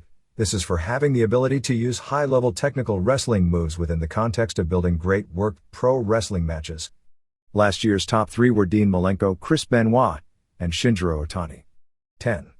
Bruiser Brody Memorial Award. This is for the wrestler who uses brawling tactics to put together the best matches during the previous year. Last year's top 3 were Mankind, Chris Benoit, and Tommy Dreamer. 11. Best Flying Wrestler. This is for the wrestler who does the most innovative and solidly executed flying maneuvers within the contest of putting together great wrestling matches. This is not for simply the hottest daredevil moves. Last year's top 3 were Rey Mysterio Jr., Taka Michinoku, and Great Sasuke. 12. Most Overrated Wrestler. This is for the wrestler who gets the biggest push despite lacking in ring ability. Last year's top 3 were Hulk Hogan, Lex Luger, and Kevin Nash. 13. Most Underrated Wrestler. The wrestler with the most ability who, for whatever reason, doesn't get a push commensurate with their talent. This should be based on their work during the past year, not something based on a business reputation garnered years ago. Last year's top 3 were Flash Funk, Chris Benoit, and Psychosis. 14. Best promotion should be based on which group puts together the best live and television product on a consistent basis, and secondarily, the ability to sell that product to a high level at the box office. Theoretically, the top pick should be a company at or near the top in both categories. Last year's top 3 were New Japan Pro Wrestling, All Japan Pro Wrestling, and World Championship Wrestling. 15. Best weekly television show. Weekly television shows are eligible, not specials or monthlies. This is for the best consistent week-to-week show, not for a specific episode of a specific program. Last year's top 3 were New Japan World Pro Wrestling, All Japan Pro Wrestling 30 and WCW Monday Nitro. 16. Match of the year. Pick the 3 best matches, in order, from the time period listed. Last year's top 3 were Bret Hart vs. Steve Austin from 3/23 in Chicago, Mitsuharu Misawa vs. Kenta Kobashi from January 20th in Osaka, and Undertaker vs. Shawn Michaels from October 5th in St. Louis. 17. Rookie of the Year. This is based on ring performance and not how someone is pushed. By the standards of the category, a rookie wrestler is someone who hasn't had a wrestling job with a company that run shows or worked regularly on the indie level before September 1, 1997. Last year's top 3 were Mr. Aguila, Chris Chetti, and Don Frye. Among the top candidates this year are Bill Goldberg, Brian Johnston, Erika Watanabe, Huiza Minowa, Evan Tanner, Kusei Kubota, Makoto Hashi, Takeshi Morishima, Masamichi Marufuji, Daisuke Ishii, Yasuhiro Namikawa, Magnum Tokyo, Shima Nobunaga, Sumo Fuji, Judo Suwa, Sable, Dragon Kid, Ayako Hamada, Tomoaki Honma, Ikuto Hidaka, Minoru Fujita, and Danny During. 18. Best television announcer. Last year's top 3 were Mike Tenay, Joey Styles, and Jim Ross. 19. Worst television announcer. Last year's top 3 were Dusty Rhodes, Rick Rude, and Eric Bischoff. 20. Best major show of the year. This should be a major show rather than a typical house show from the promotion. Last year's top 3 were WWF Calgary Stampede, ECW Barely Legal, and WWF WrestleMania. Category B Awards. Pick 1 in each category. Winners chosen on basis of first place votes. 1. Worst Major Wrestling Card of the Year. WCW/NWO sold out on January 25th in Cedar Rapids. Last year's winner. 2. Best Wrestling Maneuver. Diamond Dallas Page Diamond Cutter. Last year's winner. 3. Most Disgusting Promotional Tactic. WWF interviewing Melanie Pillman on Raw the day after Bryan's death was last year's winner. 4. Reader's Personal Favorite Wrestler. Chris Benoit. Last year's winner. 5. Reader's Personal Least Favorite Wrestler. Hulk Hogan. Last year's winner. 6. Worst Wrestler/Rookies Ineligible. Hulk Hogan. Last year's winner. 7. Worst Tag Team. Godwins. Last year's winner. 8. Worst Weekly TV Show. USWA. Last year's winner. 9. Worst Manager. Sonny Wanu. Last year's winner. 10. Worst Match of the Year. Hulk Hogan vs. Roddy Piper. October 26, Las Vegas. Last year's winner. 11. Worst Feud of the Year. DOA vs. Bariquas vs. Nation of Domination. Last year's winner. 12. Worst on Interviews. Ahmed Johnson. Last year's winner. 13. Worst Promotion. USWA. Last year's winner. 14. Best Booker. Paul Heyman. Last year's winner. 15. Promoter of the Year. Ricky Choshu. Last year's winner. 16. Shoot Athlete of the Year. Maurice Smith. Last year's winner. 17. Shoot Match of the Year. Maurice Smith vs. Mark Coleman. July 27, Birmingham. Last year's winner. 18. Best Gimmick. Stone Cold Steve Austin. Last year's winner. 19. Worst Gimmick. New Goldust. Last year's winner. 20. Most Embarrassing Wrestler. New Goldust. Last year's winner. Japanese Television Rundown. October 18th. All Japan. 1. Mitsuharu Misawa pinned Jinsei Shinzaki in 21:32. This was like 2 matches. The first half was the usual slow start, but this was actually deadly with Misawa looking like a totally shot wrestler. About 11 minutes in, things picked up and the second half was excellent, with Misawa looking phenomenal, not in anything he did, but in making Shinzaki look like one of the world's great workers, which he isn't. Misawa used the elbow suicida, called in commentary elbow tope, and elbow off the top. Shinzaki came out with his ankle spin, similar to a dragon screw, and a pescado and a springboard plancha onto Misawa, who was on the other side of the guard rail. Shinzaki did all kinds of hot moves, not missing any of them, and a lot of nice kicks for near falls before Misawa put him away with a rolling elbow and a tiger driver. The only problem is even the second half of the match lacked heat. 3 1/4 stars. October 25th, All Japan. 1. Kenta Kobashi and Shinzaki beat Misawa and Takao Mori in 1907, when Kobashi pinned Misawa after a torture rack dropped into a Death Valley driver, which is something you just have to see because if Misawa's neck wasn't a mess before, it certainly was after. This move is just insane. Only 5 minutes aired with the focus on Misawa versus Kobashi to build up the title match. It looked to be a pretty good match. They then did a video package first highlighting 3 previous Misawa vs Kobashi matches, March 6, 1990 with Misawa still as Tiger Mask, October 25, 1995 which was incredible in the highlights and there is nobody in pro wrestling today as good as those two were then, and October 21, 1997, all of which Misawa won via pinfall. They then aired Kobashi winning the title from Toshiaki Kawada and his defenses against Jun Akiyama and Akira Taue in highlight form. 2. Kobashi and Akiyama and Kentaro Shiga beat Gary Albright and Yoshihiro Takayama and Masahito Kakihara in 14:28. About 5 minutes of edited highlights aired. What aired was excellent, largely because it was mainly Kakihara versus Shiga. Shiga is the best heat-getting prelim boy in the business and both of these guys are as underrated as workers as they come, nobody in the business more so than Kakihara. Place was going nuts when these two were going at it, particularly when Shiga maneuvered Kakihara into a combination triangle choke and armbar. Takayama tagged in for the finish, and Kobashi was good enough that it didn't hurt the momentum at all. Finally Kobashi pinned Takayama after a lariat. Based on what aired, this was every bit as good as the 6-man tags from the glory days. October 31st, New Japan. 1. Don Fry beat Akitoshi Saito in 5:04. Fry had both Brad Rheingans and Brian Johnson in the corner. Fry looks huge compared to his UFC days. This was the best singles match of Fry's career as Saito is the perfect opponent for him. Total ring-style matches, just with punches and guys not breaking clean on the ropes, and with super heat. Fry sold great for the leg kicks by Saito to get the crowd into it. They traded kicks at one point with Fry going down from leg kicks. First Fry wouldn't break a knee bar on the ropes.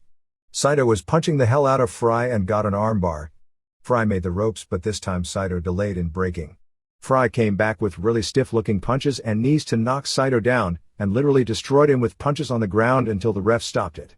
He continued the punches after the match until they had the typical post-match bench-clearing brawl. Add Saito to the list of most underrated workers in the biz. 3.5 stars. 2. Great Sasuke pinned Koji Kanemoto in 1747 with a Frankensteiner. The last half aired on TV.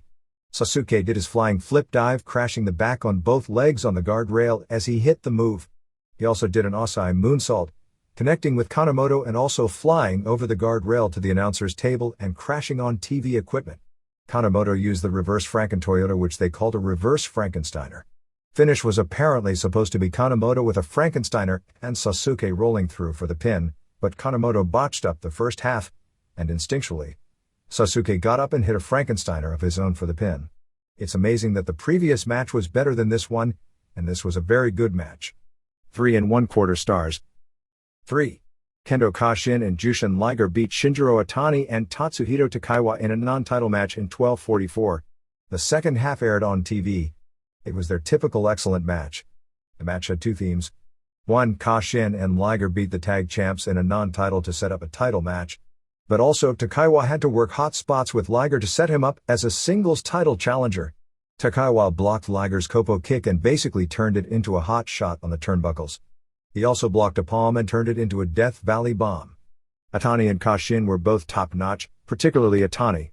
Finish saw Liger hit the palm thrust on Otani and Kashin went for a flying armbar, actually stumbled the first time before getting it, and as Otani just about made the ropes, he blocked him and Otani tapped. 4 stars. 4. Satoshi Kojima and Manabu Nakanishi beat Takashi Iizuka and Yuji Nagata in 14:30. Second half aired on TV. Nagata was great. WCW missed the boat on him. Like that's something new. Stiff as hell. Excellent match ending when Nakanishi racked Iizuka. 3 3/4 stars. 5. Genichiro Tenryu and Shiro Koshinaka retained the IWGP Tag Team titles, beating Keiji Muto and Hiroyoshi Tenzan in 23:36. It was one of those nights when Muto had his working shoes on and then some. Excellent match which told a big story. After a hot exchange between Muto and Tenryu, Muto delivered a facebuster and told Tenzan to come off the top on Tenryu. Tenzan didn't, and the two started arguing, and Tenzan simply climbed down from the ropes. Muto and Tenzan exchanged hard slaps and Muto walked out. It was then near Fall City on Tenzan, on his own, who kept kicking out, including Tenryu doing an ace crusher off the top rope for a near fall. Finally Tenryu had Tenzan trapped in the War Special, a double armlock somewhat similar to the Rings of Saturn. Muto came running back, but Koshinaka was on the ramp to block his attempted save, and Muto gave Koshinaka a dragon screw and ran through for the save. Muto managed to tag in using a Frankensteiner off the top on Tenryu and a backbreaker. Muto went up for the moonsault, but Tenryu recovered and threw Muto off. However, Tenzan went up top and nailed Tenryu as he was getting up with a moonsault. Ouch. With Koshinaka and Tenzan as legal men, Muto got Tenryu in the figure 4 in the middle. Tenzan nailed Koshinaka with 3 lariats, but he kicked out and a headbutt off the top for another near fall.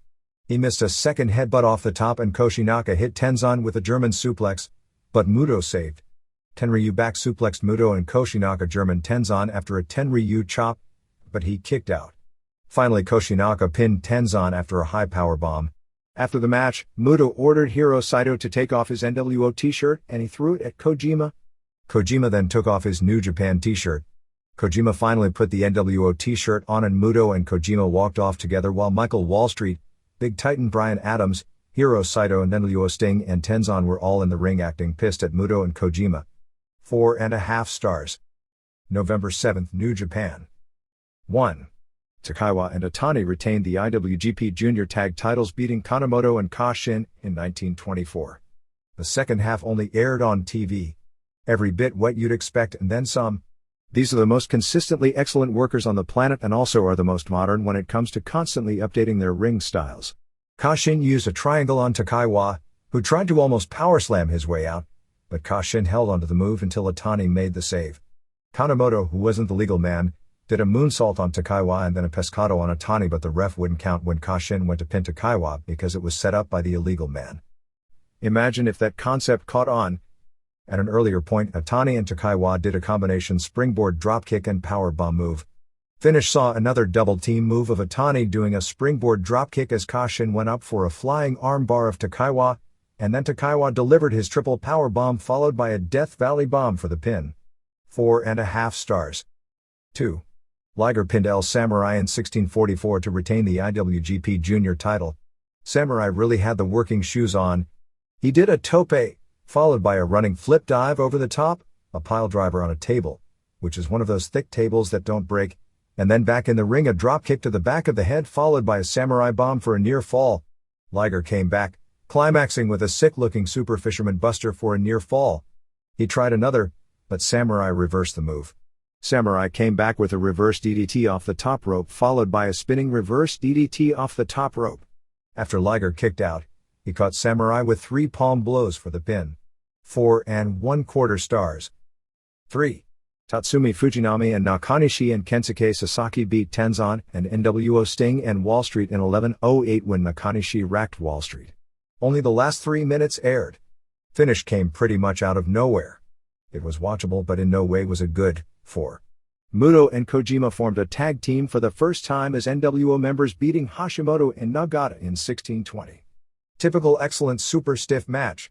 Kojima and Nagata are going to be the next generation superstars of this business in Japan, kind of like Rocky Maivia is going to be in the US. Kojima is already one of the top 10 heavyweight workers in the world and Nagata is inching very close to that level as well.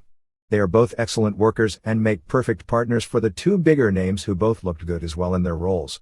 Just before the finish, it got a little cluttered and started looking like ECW where guys were doing spots on top of each other, which took the match and the heat down a notch. Finish saw Kojima use a rabbit lariat, followed by a regular lariat on Nagata for the pin. 3.75 stars. Mexico. There will be a major shakeup in the EMLL Foundation very shortly, largely as Mexico feels the repercussions of the WCW versus WWF war. Paco Alonso hasn't signed a deal with WCW, although they have a verbal agreement, and WCW talent is expected to start within a few weeks. This is planned as a WCW, managed by Sonny Wanu, feud with EMLL and not an LWO versus EMLL feud. In all the hype, They are focusing the feud around the idea that people like Conan, La Parka, Juventud Guerrera, Silver King, Psicosis, and Hector Garza would either be returning or debuting. Rey Mysterio Jr. has never been mentioned or hyped as coming in. There will be no matches where WWF contracted talent, Negro Casas, El Hijo del Santo and Apollo Dantes, faces WCW talent, nor is it likely that Casas and Santo, EMLL's two biggest stars, along with anyone else WWF signs to a contract including prelim wrestler Mr. Aguila, Dantes and possibly Rey Bucanero, who was under consideration and may be signed by the time you read this, will be allowed to even appear on the TV show since it airs in the US on Galavision, which is a rival network to Univision, where those wrestlers will appear on the WWF TV show starting next week. The signing of Casas and Santo by WWF is a huge blow to the box office potential of the feud, which still should draw great business, and it also lowers greatly the quality of talent that Alonso can send from EMLL to WCW since that was also part of the deal. Ovaciones had a huge story about Dante's signing with WWF but hasn't reported about Casas and Santo yet. The article claimed that WWF offered Dantes an 18-month contract, but he held out for a 2-year deal, which gives WWF first call on his bookings but allows him to wrestle in Mexico when he isn't booked. That's a big difference with WCW, which has caused a lot of bad feelings because the Mexicans feel that WCW allows some of its wrestlers to take indie dates in the US, but won't allow them to work indies in Mexico.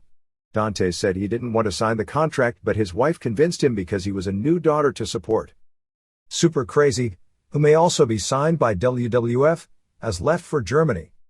Bestia Salvaje and Scorpio Jr. won the tournament, beating Dr. Wagner Jr. and El Satanico on November 13 at Arena Mexico to become CMLL Tag Team Champions.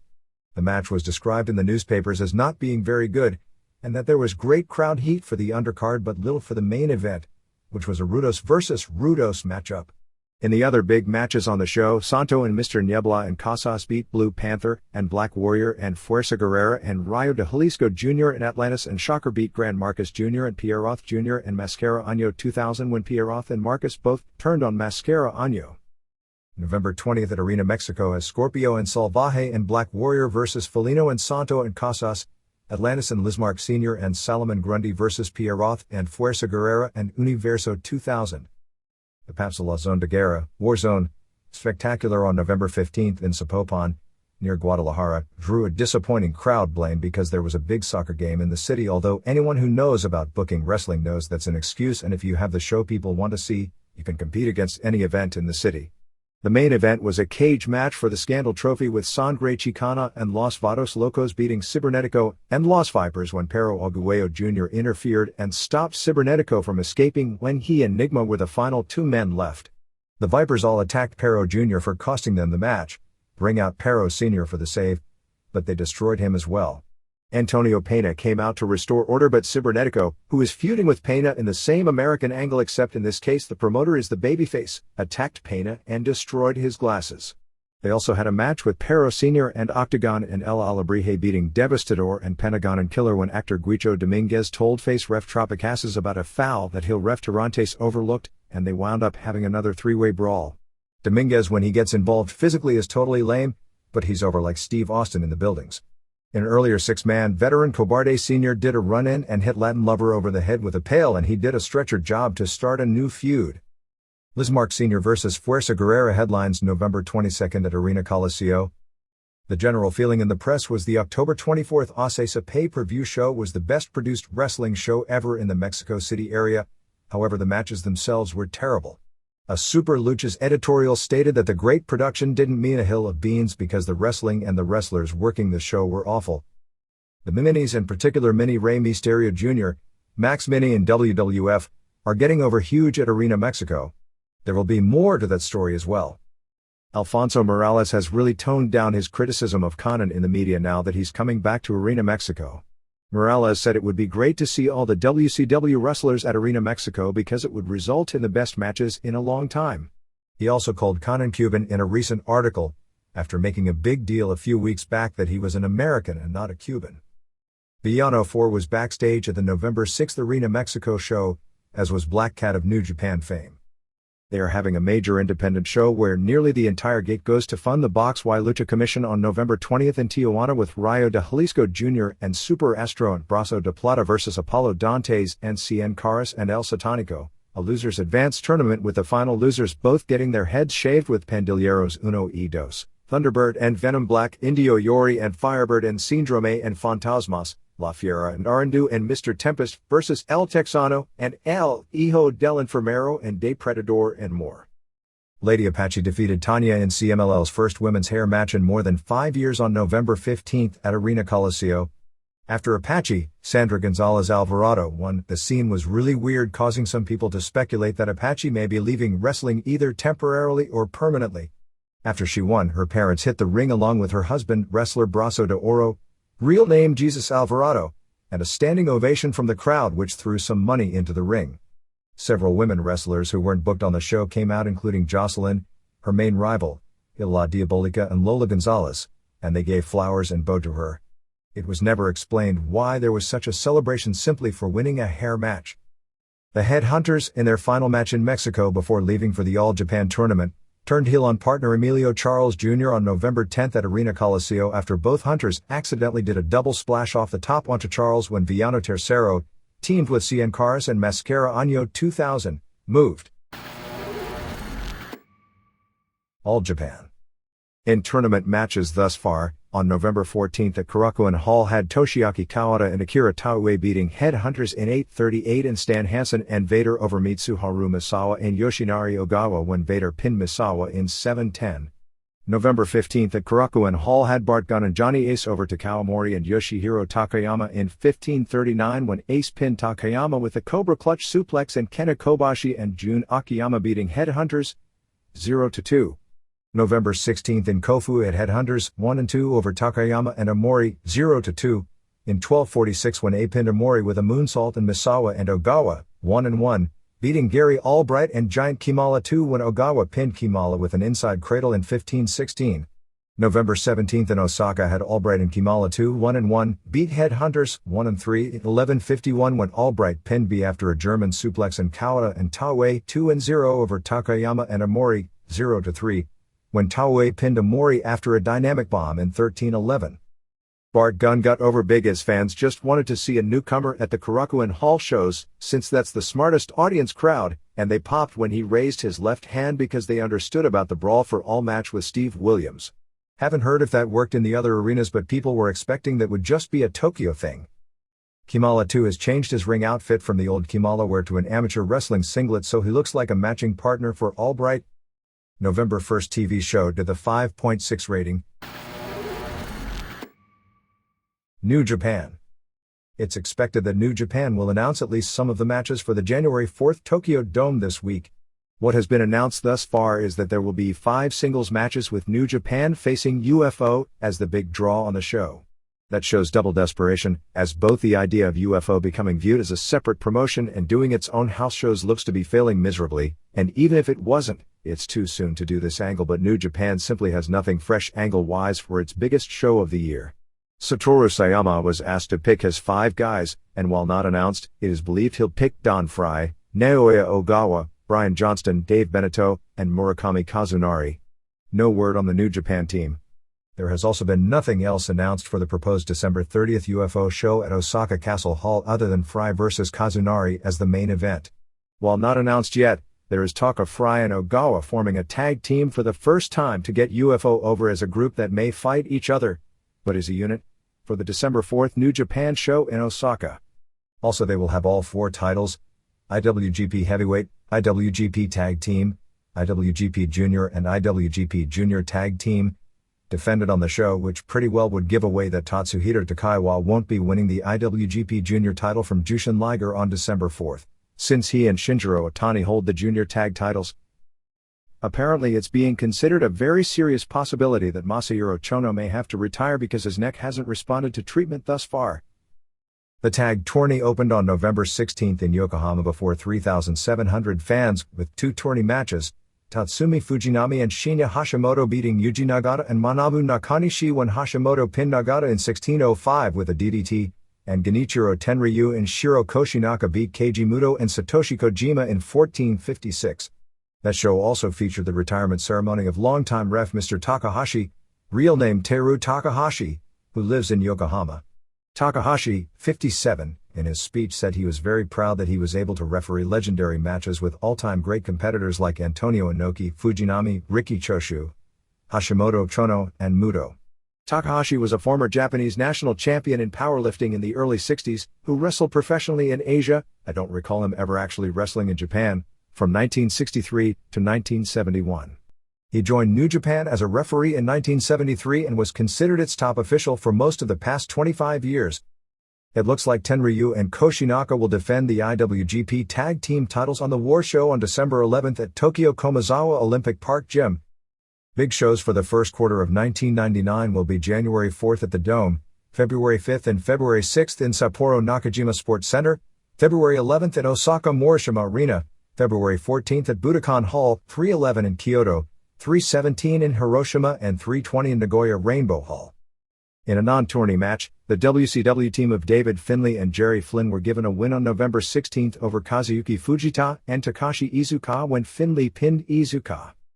October 31st TV show did a 2.3 rating. Other Japan notes. As it turns out, Bam Bam Bigelow did cancel his appearances on the November 20th FMW pay-per-view show and the November 23rd Battle Arts Sumo Hall show. It was announced in Japan that Jinsei Shinzaki would be taking his place on both shows. However, ECW is sending one-man gang over as a replacement. Former superstar women's wrestler Keiko Bull Nakano, 30, failed miserably in her attempt to get on the Japanese Women's Pro Golfing Tour by shooting a 94-92-186 in the weekend 36-hole tryout tournament. Atsushi Onita announced the debut of his Uso promotion on December 11th at Korakuen Hall would include bringing back former FMW stars Samba Asako, Kaori Nakayama, Shark Tsuchiya, Crusher Matamari and Killer Iwam, all but Asako are women wrestlers, and that Megumi Kudo would return on that show as a referee. Kudo currently is an anchor on the Samurai TV Network's wrestling newscasts.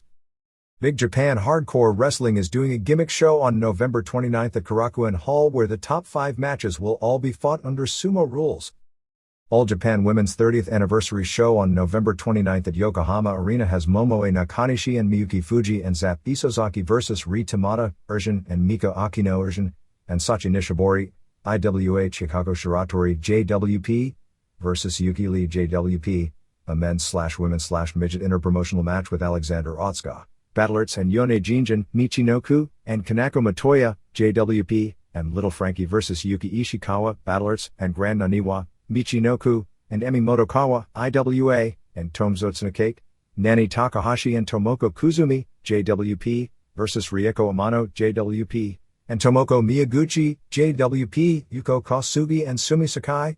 The JD team which captured the vacant All Japan Tag Team titles beating Miho Wakizawa and KO Nomi of AJW, as the main event on the Junior All-Stars card on November 10th at Korakuen Hall, defending the All Japan Tag titles in a rematch with Wakizawa and Nomi, Kumiko Makawa vs. Yasha Kurenai LLPW, for the All Pacific title, Takako Inoue and Norio Tatano, LLPW, versus Harley Saito, LLPW, and Shinobu Kondori, LLPW, Zaps INT Kaoru Ito and Tomoko Watanabe, versus Eagle Sawai, LLPW, and Shark Tsuchiya, LLPW. A Legends of Wrestling match with Jaguar Yokota, JD, and Devil Masami, JWP, and Lioness Asuka, JD, versus Asia Kong Urgin, and Dynamite Kansai, JWP, and Yumiko Hata, and the main event has Chigusa Nagio Gia, defending her AW title against Manami Toyota in the first ever singles meeting between the top woman wrestler in the world of the 80s against the top woman wrestler in the world of the 90s. Hikari Fukuoka, who held both the singles and tag titles for JWP, suffered a serious neck injury which requires surgery and will be out of action for several months. Both titles have now been vacated.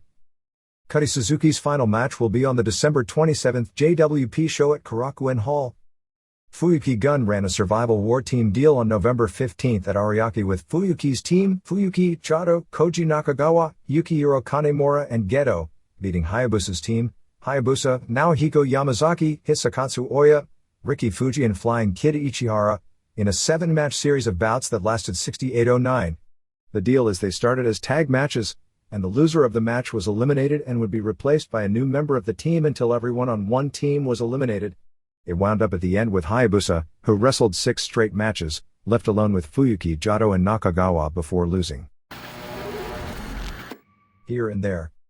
The November 10th episode of The Jenny Jones Show was a worked segment. Don't know if the wrestlers pulled a work on the producers or if it was simply a totally worked show. If you don't know, many of the afternoon talk shows are almost a complete work, and by watching them you'll know which ones pretty quickly and others, like Oprah, are a shoot. With indie wrestlers David Isley and Ricky Nelson. The segment was about a kid who was bullied in high school confronting the bully years later. Nelson played the bully and Isley played the fat kid in school who was taunted and supposedly lost a ton of weight. Nelson played total heel still as he continued to taunt Isley. The show claimed the two, who I don't believe went to high school together in the first place, hadn't seen each other in 16 years since high school. Yeah, except for every weekend when they worked together on wrestling shows. Steve Nelson is looking to sell his USWF promotion for $175,000 as an attempt to raise capital to open a restaurant. For more info you can contact Nelson 806-358-1163. There may also be a rising political tide in Texas regarding these shows. State District Judge Peter Lowry of Austin issued a temporary restraining order to stop a November 7th show scheduled for Lubbock from a different promotion run by Craig Kimberlin of Amarillo and Edward DeLuca of New Mexico. Texas Attorney General Dan Morales requested the TRO, claiming, "This is not sport. It is a street fight with no rules, in which contestants attempt to inflict incapacitating injuries on their opponents. It is uncivilized and illegal."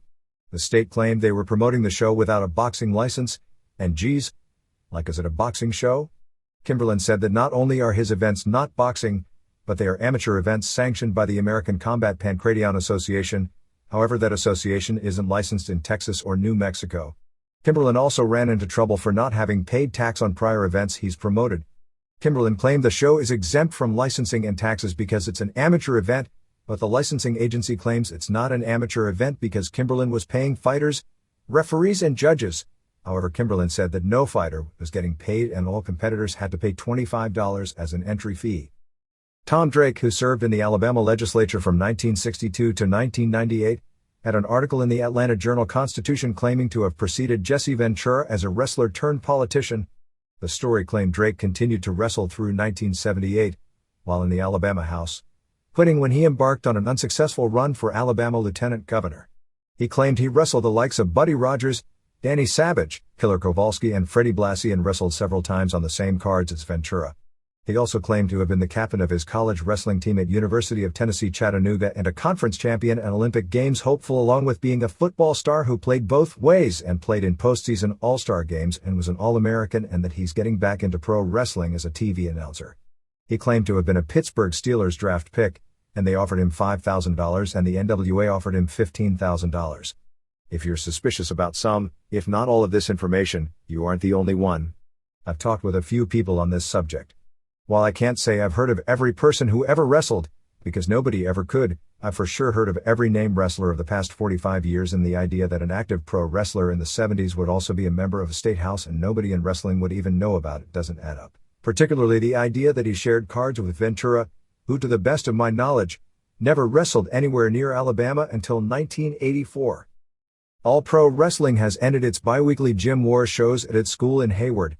The last show was October 31st, which due to ticket demand, the gym holds 136 and has sold out 5 of the previous 7 shows, was moved outdoors and drew about 228 fans.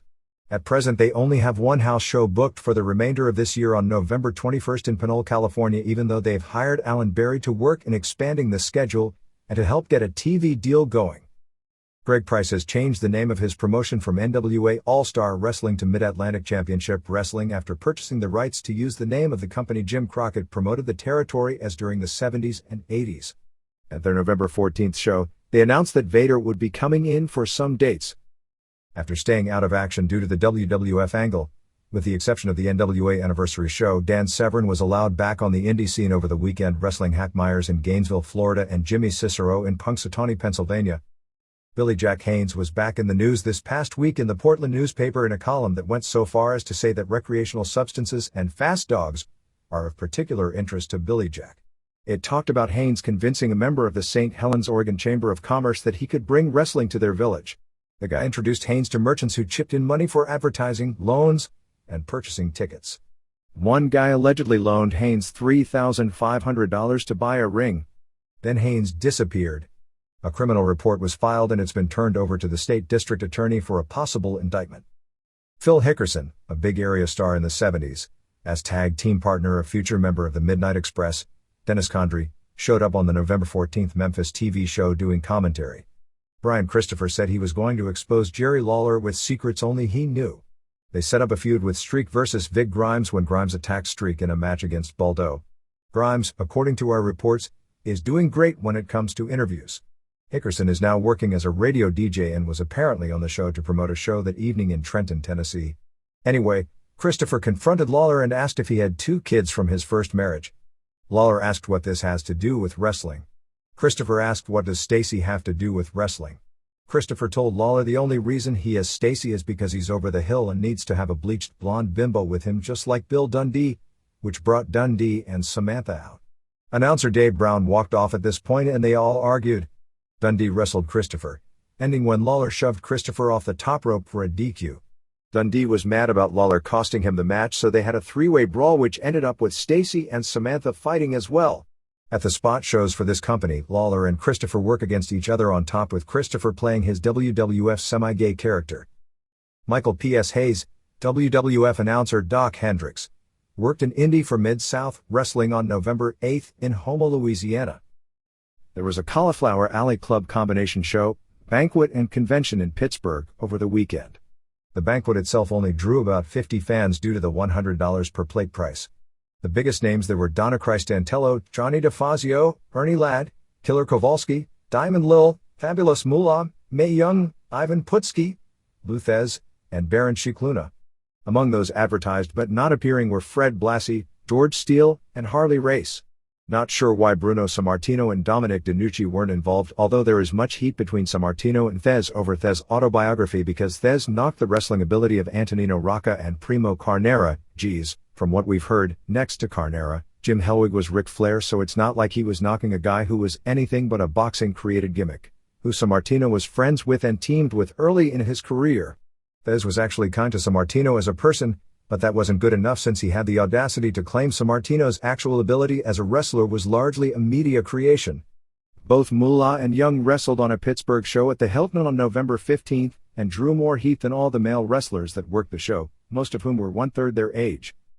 The Catch Wrestling Association's biggest tour of the year started November 12 in Bremen, Germany with Cannonball Grizzly, former WCW wrestler PN News, Rico de Cuba, former EMLL wrestler Tony Rico, Tony St. Clair, Estrain, former WCW wrestler, Bruiser Mastino, former WWF wrestler Mantor Franz Schumann, Robbie Brookside, WCW jobber, Midwest Indies Joe Legend and Rhino Richards, who WWF has shown interest in, and Ulf Herman, who recently appeared on the last ECW pay-per-view show. Dusty Rhodes definitely won't be announcing on the Roller Derby show. They wanted more of a straight announcing team, and are having tryouts for that position shortly in Los Angeles. Ralphie Valladares, probably the most famous name in the old Los Angeles roller games as the longtime coach of the T-Birds, the babyface team in that league of faces and heels, died of cancer on November 13 at the age of 62.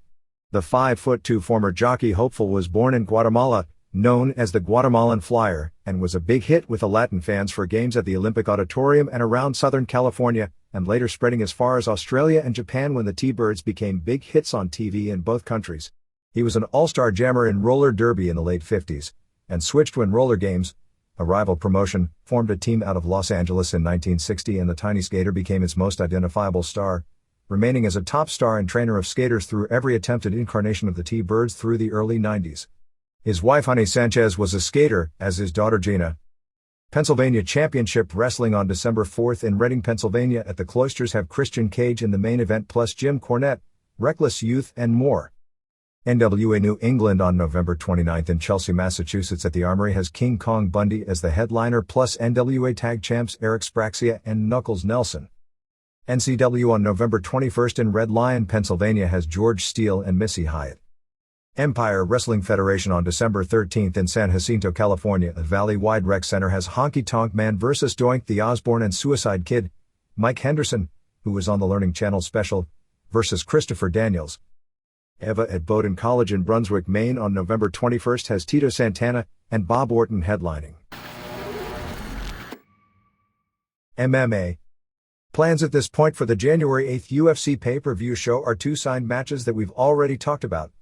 Pedro Rizzo vs. Mark Coleman and Bas Rutten vs. Tsuyoshi Kosaka. 4 other matches are being talked about but aren't signed. Jerry Bullander vs. Alan Goes and Evan Tanner making his UFC debut against Carlos Newton in the middleweight division, and Pat Miletich defending the lightweight title against Andre Pederneiras and Mikey Burnett vs. Townsend Saunders, 1996 Olympic silver medalist in wrestling, in the lightweight division. The planned Frank Shamrock vs. Vitor Belfort middleweight title match for the subsequent 3/5 pay-per-view show is off. Shamrock turned down the fight since he'd made a previous commitment to do a seminar at the Arnold Classic, a pro bodybuilding show which heavily emphasizes trade shows for bodybuilding, fitness and martial arts competitors and products, that day in Columbus, Ohio. This ruins some Semaphore Entertainment Group plans since they don't want to put Belfort in the octagon until the Shamrock fight just in case he might lose, but they don't want to have 2 straight pay-per-view shows without either Shamrock or Belfort. At this point the company's 2 biggest stars, not on the show. There will be a 6-hour taped UFC special on New Year's Eve available to both Dish owners and to Canada. There will be several alternate matches that have never aired previously on a UFC pay-per-view show, none of which are particularly compelling. The proposed Royce Gracie vs. Mario Sperry match has fallen apart under really strange circumstances. Gracie will do a non-striking submissions-only match with no point system and no time limit against Khalid Ismail on December 17th in a makeshift arena on the beach in Rio de Janeiro. According to Royce's manager and brother Rorion, both Sperry and Belfort were given the chance to fight Royce under those rules and backed out. However, Sperry's manager and Sperry himself responded to those statements by claiming Sperry had never backed out and was willing to take on Gracie under any rules at any time. Sperry's manager, Paul Fila, said that since Rorion made those statements, that he had talked to Rorion, who claimed to him that Sperry had declined the match. When Fila said that Sperry would take the match, Rorion said it was too late because a new match was made. Sperry claims it was Royce that doesn't want to fight him. The original challenge by Royce was to face anyone in the Carlson Gracie camp. Carlson is actually Royce's uncle, but there is a major family rivalry between Royce's father and his brother, and they picked Sperry as their top fighter. Ismail, who is a top BJJ practitioner as well, is more tailor-made for Royce under these rules because his best trait in BJJ sport matches in his ability to garner points by passing the guard, which wouldn't matter under these rules. Ismail isn't in Royce's league as far as submissions and is about the same weight as Royce but likely not in as good condition. In his recent MMA matches has blown up in 10 minutes and lost matches with his stamina running out, which is a major factor in a no-time limit must end with submission rules. Belfort, while experienced in BJJ, is most dangerous for his boxing skills, so this wouldn't be the kind of a rules match that would be to his benefit. Sperry has the best record over the past year in submissions-only tournaments, winning the absolute and heavyweight division in the BJJ World Championships and both the heavyweight and absolute division in the Abu Dhabi Submissions Tournament last year. ECW. Business remained strong over the weekend with 2 basically packed shows on November 13th in Worcester, Massachusetts, 1,569 paying $31,282, and November 14th in Fall River, Massachusetts, 1,503 paying $28,710, and a turnaway crowd of 1,273 paying $21,903 in November 15th in Revere, Massachusetts with mostly the same matches. Crowd was real hot at all the stops. For the January 10th pay-per-view show, besides Shane Douglas vs. Sabu for the ECW title, the plan is for a 3-way with Mikey Whipwreck, Jerry Lynn and Lance Storm and possibly Rob Van Dam vs. Masato Tanaka, but those plans will all change weekly over the next month. Heyman is really trying to gear things up for a major show in March with Douglas vs. Taz, Tommy Dreamer vs. Terry Funk, Van Dam vs. Lynn and possibly Justin Credible vs. Tanaka penciled in.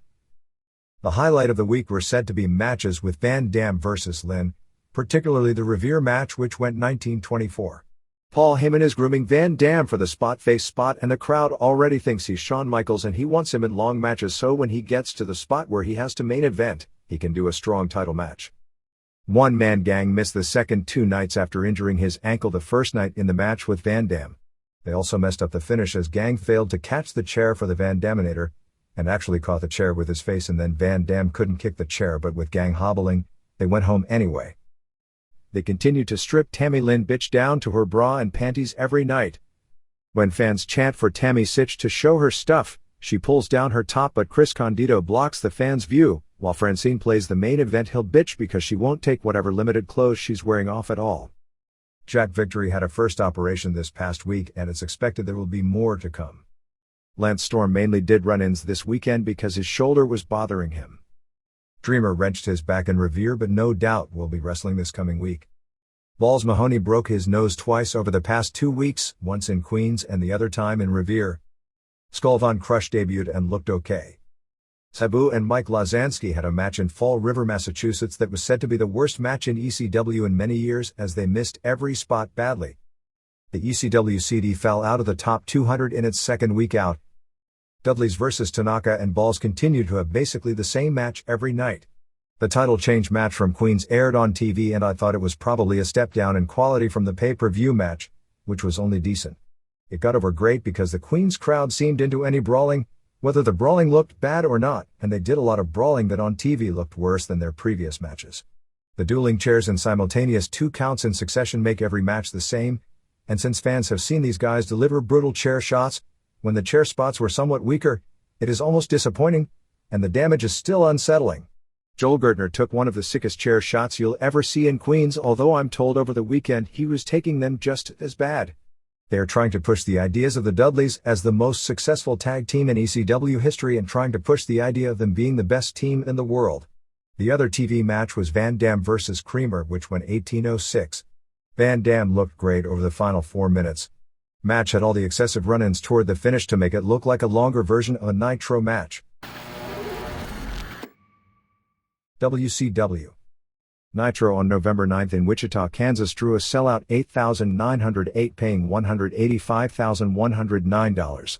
Juventud Guerrero beat Billy Kidman to win the Cruiserweight title in 12:07 with a 450 in one of the best American matches of the year. These guys can't win Feud of the Year since they're not draws and they've never had an interview or a storyline, but inside the ring there is no series of matches this year in the US that is on their level. Wrath was scheduled against Raven, but Raven wouldn't wrestle and walked out. Kanyon then began delivering his shtick but Wrath gave him the meltdown. Glacier came out and Wrath gave him the meltdown.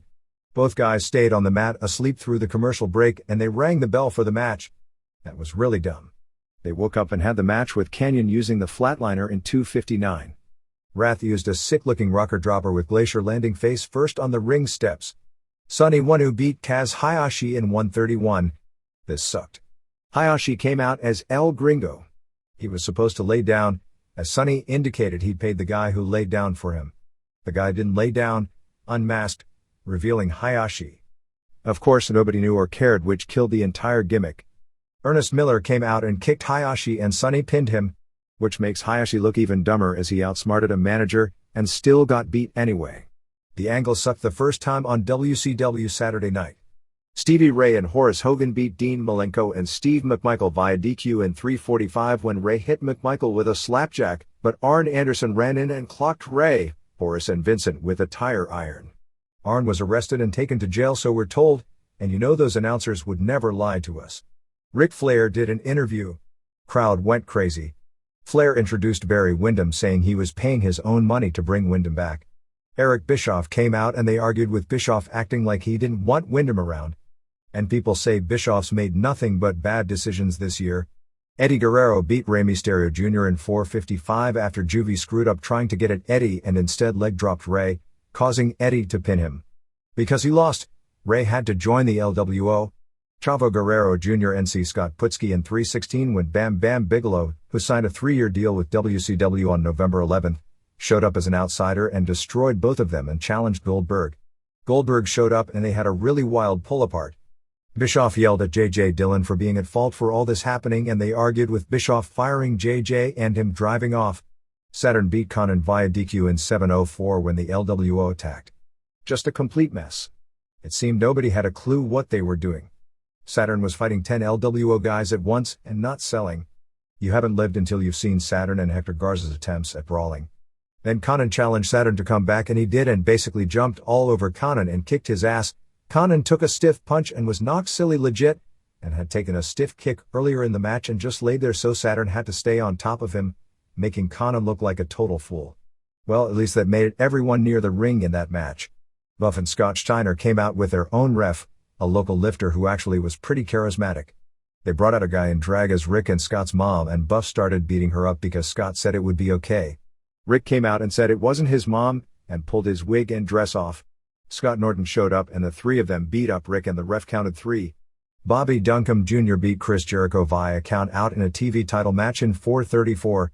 Jericho really did a great job here as he made Duncombe look good, which in time will become obvious, isn't an easy job. Jericho finally walked out after bumping all over the place for him. Hogan came out still running for president. Actually, I hope this continues and Hogan gets on the ballot so they have to take him off wrestling due to the equal time provisions.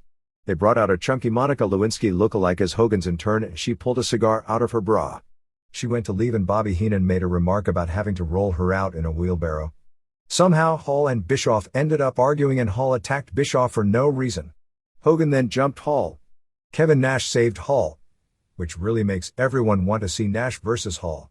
This week's idea is to build up to putting Hall and Nash back together as a team, since it's clear from crowd reactions that nobody wants to see them wrestle, and nobody has ever gotten into the feud because nobody wanted to see the split, and since the split because of Hall's problems it's been all screwed up in execution.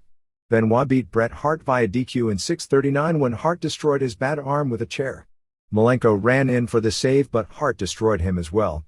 DDP came out of the audience to make the big save and he did an interview. Wow, angle that leads up to the pay-per-view. What a concept.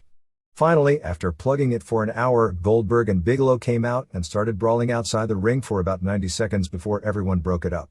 Real bad finish to the show. Luckily few people were watching so not many people were pissed off by it. The bad news is they brought Bigelow in to give Goldberg a new contender and by the looks of the things thus far, nobody cares. Booker T's knee is still giving him problems. There was talk of Goldberg versus Jericho at the pay-per-view, but that doesn't look like it'll happen. It's become a big problem, as they've done all these angles, but Goldberg doesn't want to sell or have a match, he'll do a quickie squash like all his other TV matches with Jericho, but Jericho doesn't want to do the same quickie squash. Hogan's running for president got far more ink in Japan than Jesse winning governor because Hogan is so much of a bigger star. I was shocked at how much pub Hogan's publicity stunt got in the US as well. Everyone expects Randy Savage back soon, with a new valet. Bret Hart's movie had its grand opening on November 10th in Toronto and November 12th in Calgary. Both were said to have been huge successes. Toronto drew an overflow crowd of 1,200 with very limited advertising. They asked for fan response and within a few days, had more than 400 positive correspondences sent. Hart and director Paul J. did a conda. One fan asked if the Survivor Series finish was a work because an internet newsletter claimed that. Most of the audience groaned at even the question. It's funny, because when I saw the movie, the first reaction I had was that once it comes out, because of all the access and all that was captured on film, that a lot of people would think it was a work. If I didn't know better, I'd have probably believed that as well. It wasn't. That isn't my opinion that it wasn't. That's fact that it wasn't, which I was well aware of on the Tuesday morning after the show, which is why I've never wasted space debating the subject here. There are wrestlers in WCW who thought it was a work because that's how wrestlers think, up until a few weeks ago, and in seeing the movie, recognized that it wasn't. And I've talked to fans who, having seen it, have the exact opposite reaction, which doesn't surprise me. Hart didn't do the off-the-record show on November 6th. He thought he was going to be on as a single guest to promote the movie and instead was going to be part of a panel discussion. Hart and OTR host Michael Landsberg had a problem over this months ago. The movie aired this past weekend in British Columbia, Quebec, Alberta, and the Maritimes. It airs on November 21st in Manitoba on Mountain and November 22nd in Ontario on TVO. Hart nearly gave up his Calgary Sun column, which everyone found so perversely entertaining because he tried to make sense out of his own character's storylines in WCW. He did a lot better job than WCW does, but it was still humorous. Anyway, he's finally taken the big step with the movie coming out and in his column basically saying that he is on TV playing the role of his current wrestling character, saying it's the same as the wrestling character he played in the late 80s but that his favorite wrestling character was the mid-90s WWF babyface version. He basically wrote the column for the first time as if wrestling was an art form like magic and not a pure sport, using the analogy that people know the magician didn't really saw the girl in half. With the exception of his kids, nobody in his family had seen the movie until the Calgary opening and he was concerned about how Stu would take it. Since many see the portrayal of Stu as being sadistic, Stu apparently loved it. Roddy Piper, when he saw it, didn't like the fact that wrestling was exposed, so to speak, because Piper had spent his life trying to pretend it wasn't a show and he's having a hard time coming to grips with the changing world. They taped WCW Saturday night on November 17th in Salina, Kansas. At press time, all we've heard is that the best match on the show was Guerrero beating Super Calo in a cruiser title match and that there was an angle where the LWO was beating up Kidman and Mysterio Jr. made the save. The gimmick is that even though Mysterio Jr. is in the LWO against his wishes, he's making saves for people they're attacking. Although there has been pub in Australia about a WCW tour in May, Eric Bischoff has yet to okay that deal. A lot depends on whether or not there is an NBA season. If there is a season and they are doing the playoffs, since Nitro won't be a priority that month, they could send wrestlers on a tour. But if Nitro is going to remain in its regular slot, they don't want to send any key pieces of talent away on an extended tour. Jim Hellwig was in Wichita, but they had nothing for him. Must be nice to pay a guy that much money and have nothing for him to do. Thunder on November 9th drew a 3.34 rating and 5.1 share, so probably due to the excess of doing the Tuesday show, the rating dropped. Thunder was also better than it has been. It seems that taped Thunders may be the best WCW show of them all because since they can't plan anything ahead, they can't do any bad angles, so they just have guys do long matches and some of the guys can do real good ones, as they had a 3.5-star Ray vs. Juvie match, and a Chavo vs. Kidman match close to that level and a fairly good Canyon vs. Malenko match as well. When was the last time you saw 3 good matches on a Raw or a Nitro? It was hilarious when Glacier did the Asiatic spike and none of the announcers had a clue what to say, and eventually Lee Marshall named it the choked out by Glacier hold. Brilliant. Hulk Hogan was on Don Imus and gave Imus a $154,000 check that Ted Turner owed him for the Red Cross for helping promote the Goodwill Games. Hogan spent his time on the show plugging that he's running for president. Curt Hennig no-showed the Philadelphia ticket on sale on November 13th. They are still advertising Flair vs. Goldberg as the main event for Kansas City, Nassau, and Philadelphia. As far as the WCW books are concerned, it is still the main event. First weekend advances were strong despite coming off bad shows in the New York and Philly market, as the first day sales for December 29th Nassau were $6,078 and $221,760 and December 30th Philly were $8,105 for $159,832. Starrcade, with no matches announced, had as of the first day sold 10,879 tickets for $397,097, and Raw in Baltimore had sold 8,168 for $197,250. World War III still had a few seats left as of November 13th with 16,012 tickets sold for $437,252. Rumor has Bigelow as the most likely winner of the Battle Royal and to face Goldberg, although that rating for the quarter may change quickly. The idea of using that as a Starrcade main event. Harley Race was telling people at the filming of the NBC special that it was WCW that contacted him about doing the show. The new ref that started at Nitro was former wrestler Brady Boone. Giant was on Jay Leno this past week talking largely about the movie Waterboy. Giant seemed embarrassed by his lack of acting ability when clips of the movie were shown, but he came across very comfortable with his size and not like a freak, just like an everyday guy who happens to be very huge. When asked about his height, he lied and said 7'3.5", but when asked about his weight, he said 505 rather than the 540 to 550 they say it is on TV. Leno called him Paul White rather than Giant. After getting married over the weekend, Dennis Rodman is trying to get out of it, saying he was totally wasted so it shouldn't count. If that's the case, shouldn't WCW use the same logic to say his wrestling contract was invalid? Highlights of the February schedule are February 1st Nitro in Minneapolis, February 4th Thunder in Providence, February 7th House Show in Cleveland, February 8th Nitro in Buffalo, February 15th Nitro in Tampa, February 17th House Show in Salt Lake City, February 18th Thunder in Las Vegas, February 21st Super Brawl pay-per-view in Oakland, February 22nd Nitro in Sacramento, February 27th House Show at the Palace in Auburn Hills, and February 28th House Show in Greenville, South Carolina.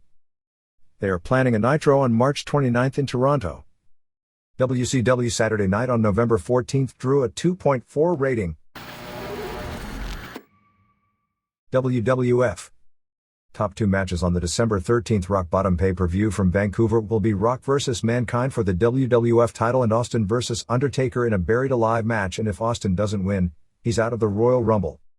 Raw on November 16th in Lexington, Kentucky drew a sellout 17,610 paying $326,193.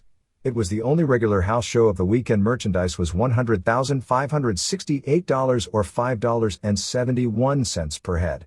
In the Super Astros taping, it was Miguel Perez over Pirata Morgan, Negro Casas over Dick Togo, and Apollo Dantes over El Merenguero, Jesus Castillo. The live Raw opened with Vince and Shane McMahon along with Rock telling the story of their swerve. Steve Austin came out and said his contract guaranteed him a title match on the November 16th Raw.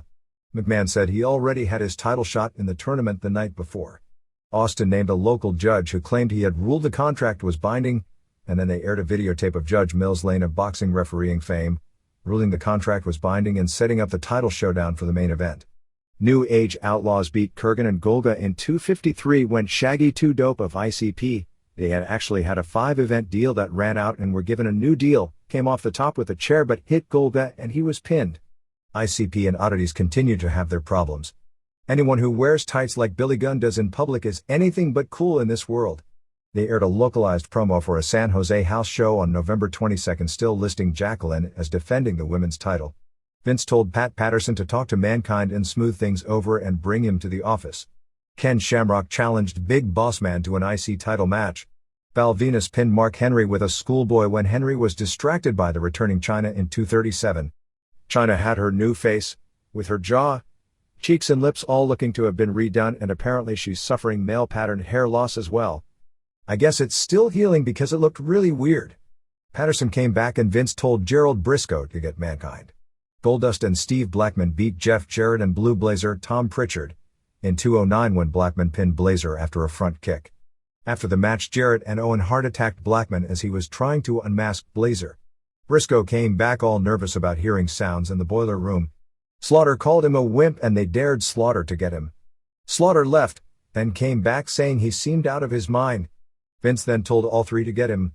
Steven Regal vs. Godfather never took place, which was just as well since Godfather gets over doing his shtick, but not wrestling, and Regal gets over with his entrance music, but not wrestling. Godfather offered Regal the hose. Two of them were constantly pulling their dresses up all the way and being over to show their G-string uncovered butts. The third was a little on the heavy side and the audience booed her. Godfather offered Regal all three, and he said he's from England but he's not Elton John and accepted. As he was leaving, Godfather said he didn't think he'd accept because he thought everyone from England were which started an uninspired brawl. Godfather is a ride as long as we don't have to watch him wrestle. They showed Kane choke slamming a backstage technician on the bed of a truck. Shamrock DDQ Bossman in 3:58 when both hit the ref. Bossman didn't look good at all and they didn't work well together. Vince came out and talked Shamrock into joining Rock and Bossman in the corporation, the WWF's new Four Horsemen-like group. Ken and Bossman shook hands. They went backstage with fans asking Kane for his autograph and Kane started choking a plant, this one not looking much like shrubbery. The cops came and who knows what happened next. Gangrel and Edge beat Animal and Droz via countout in 2:14. Hawk came out loaded and climbed the Titantron acting like he was going to commit suicide. This was easily the lamest angle on either show. Animal and Droz left the ring and they had Paul Ellering begging as well. Finally Droz climbed up to get him but instead shoved him off. They showed an ambulance pulling out claiming Hawk was badly injured but still breathing. Nobody took it seriously for a second. The announcers ignored it for the rest of the show. It's real lame on its own, but once you do something like that to ignore it the rest of the show, it's almost as weird as doing it. Sable did an interview and Shane argued back. Shane is a great heel. They showed clips of Patterson and Briscoe wearing shoulder pads and football helmets going in the boiler room with Slaughter to bring Mankind back. Mankind was fighting all three. It was funny, but it was getting old about 20 seconds in. Finally Austin beat Rock via DQ in 7:59 of the title match. The heat was absolutely incredible. Match was good, although nothing special. Mankind came out and attacked Bossman. Shamrock and Bossman were doubling on Mankind. Austin hit the stunner and Shamrock pulled ref Earl Hebner out of the ring. Undertaker hit Austin with a shovel for the DQ. Undertaker was about to destroy Austin with a shovel but for some reason Paul Bearer stopped him. After the show went off the air, Austin gave Vince, Shane, Shamrock and Bossman stunners and Austin and Earl Hebner celebrated drinking beer in the ring together. They must really feel they need to work on Hebner's image as I guess the scene in the movie has gotten under their skins because since the movie was finished, they've started linking Austin with Hebner at many of the house shows with the closing beer drinking scene. November 17th tapings in Columbus, Ohio opened with Sean Casey beat Johnny Paradise, Chris Hahn, in a dark match. Fans hated it as Paradise's offense looked weak. For Shotgun, Hardys beat Stephen Dunn and Reno Riggins in a good match. Regal beat Dick Togo in a total squash. Brown and Henry beat DOA when Ellering accidentally hit one of them with the briefcase. Blazer, said to be Owen Hart this time, beat Taka Michinoku in a hot match with the sharpshooter. For Heat, Vince and Shane and Rock opened the show saying that they'll name a new commissioner on Raw. Hardys didn't see too much when Farouk and Bradshaw ran in and beat up both teams. Jackal was out with Farouk and Bradshaw. Taylor before the match once again expressed his love for Christopher. They are talking about doing an angle leading to Christopher and Taylor marrying each other. Snow NC Gangrel when both Job Squad and Brood interfered. Bossman beat Marrow when Jacqueline accidentally trips Marrow and Bossman pins him with the Bossman slam. After the match, Marrow dumped Jacqueline. Mankind came out with a leaf blower wrapped in a bow saying it was going to be Vince's Father's Day present. He gave a hilarious interview and said he wouldn't take Mr. Sacco off his foot until he puts him in Vince's mouth. Vince ordered Mankind to defend his hardcore title against both Shamrock and Bossman in a triangle match on Raw. Jarrett beat Kurgan after hitting him with the guitar when both ICP and Deborah distracted Kurgan. Sable was doing commentary and it looks like they're already building to Sable versus Deborah as they had words. Shamrock kept the IC title beating Venus via DQ when Mankind hit Shamrock with a leaf blower. Bossman ran in and he and Shamrock beat up Mankind with a leaf blower. Raw opened with Vince saying he had nothing to do with Undertaker attacking Austin. He said the new commissioner would be totally unbiased and will have control of everyone and everything except matters related to Austin. Shawn Michaels was announced as new commissioner and announced the first thing he's doing is booking Rock vs. X-Pac for the title as the main event. Bangers beat Kurgan and Golga when ICP turned on the oddities and cut Luna's hair with help of the Bangers, and ICP and Bangers left together. Blackman beat Blazer, who this time wasn't Owen and probably was Pritchard, and went to unmask him when Owen made the save. Gangrel and Edge beat Brown and Henry when Chyna distracted Henry and Gangrel rolled him up. Chyna agreed to go out on a date with Henry after the match. Goldust NC Marrow. Both Terry and Jacqueline came out later. Goldust set Marrow up for Shattered Dreams, but the ref blocked the way. Jacqueline then hit Goldust low and Terry put the boots to him. Terry then gave Marrow the Shattered Dreams and Terry and Jacqueline high-fived each other and left together. In the triangle match for the hardcore title, Mankind won. Bossman accidentally hit Shamrock with a chair and Mankind DDT'd Bossman on a chair. Shamrock came back and put the ankle lock on Mankind when the Job Squad interfered and Snow hit Shamrock with the head and Mankind pinned him. Dwayne Gill won the light heavyweight title from Christian when Job Squad interfered and Scorpio splashed Christian. Godfather NC Singh when Regal attacked Godfather. Venus made the save and left with Godfather and the hose. Plan is to make Godfather and Venus a tag team called Supply and Demand. Job Squad then beat Outlaws. It was first announced as a title match. Mankind hit Gunn with the leaf blower and Scorpio got the pin. Shamrock and Bossman ran in and beat up Job Squad with the leaf blower. When the Outlaws came out during the next match, Road Dogg still had a tag belt but Billy didn't. Main event saw Rock beat X-Pac with a zillion more turns. Both Outlaws, Shamrock and Bossman came out but Michaels ordered all of them to the back. Rock grabbed a chair but Michaels took it from him, then hit X-Pac with it to lead to the pin. Shamrock and Bossman ran in to join in the beating and Outlaws made the save. Austin then ran in and gave the stunner to both Shamrock and Bossman. Outlaws then jumped Austin but he stunned both of them as well. Then he helped up X-Pac and stunned him. Then he stunned Rock and started drinking beer with Earl Hebner, and stunned Shane McMahon twice. Reports are that the crowd got burned out early in the Raw taping, but came alive when Austin did the run-in in the main event. Hard copy was scheduled for several wrestling features this week, one of which was on Sable, Deborah McMichael and Jacqueline. The wrestler at the last tapings as Cristobal Martinez was the Monterrey wrestler Zorro as we had figured. WWF is trying to put together a connection with Univision similar to its connection with USA.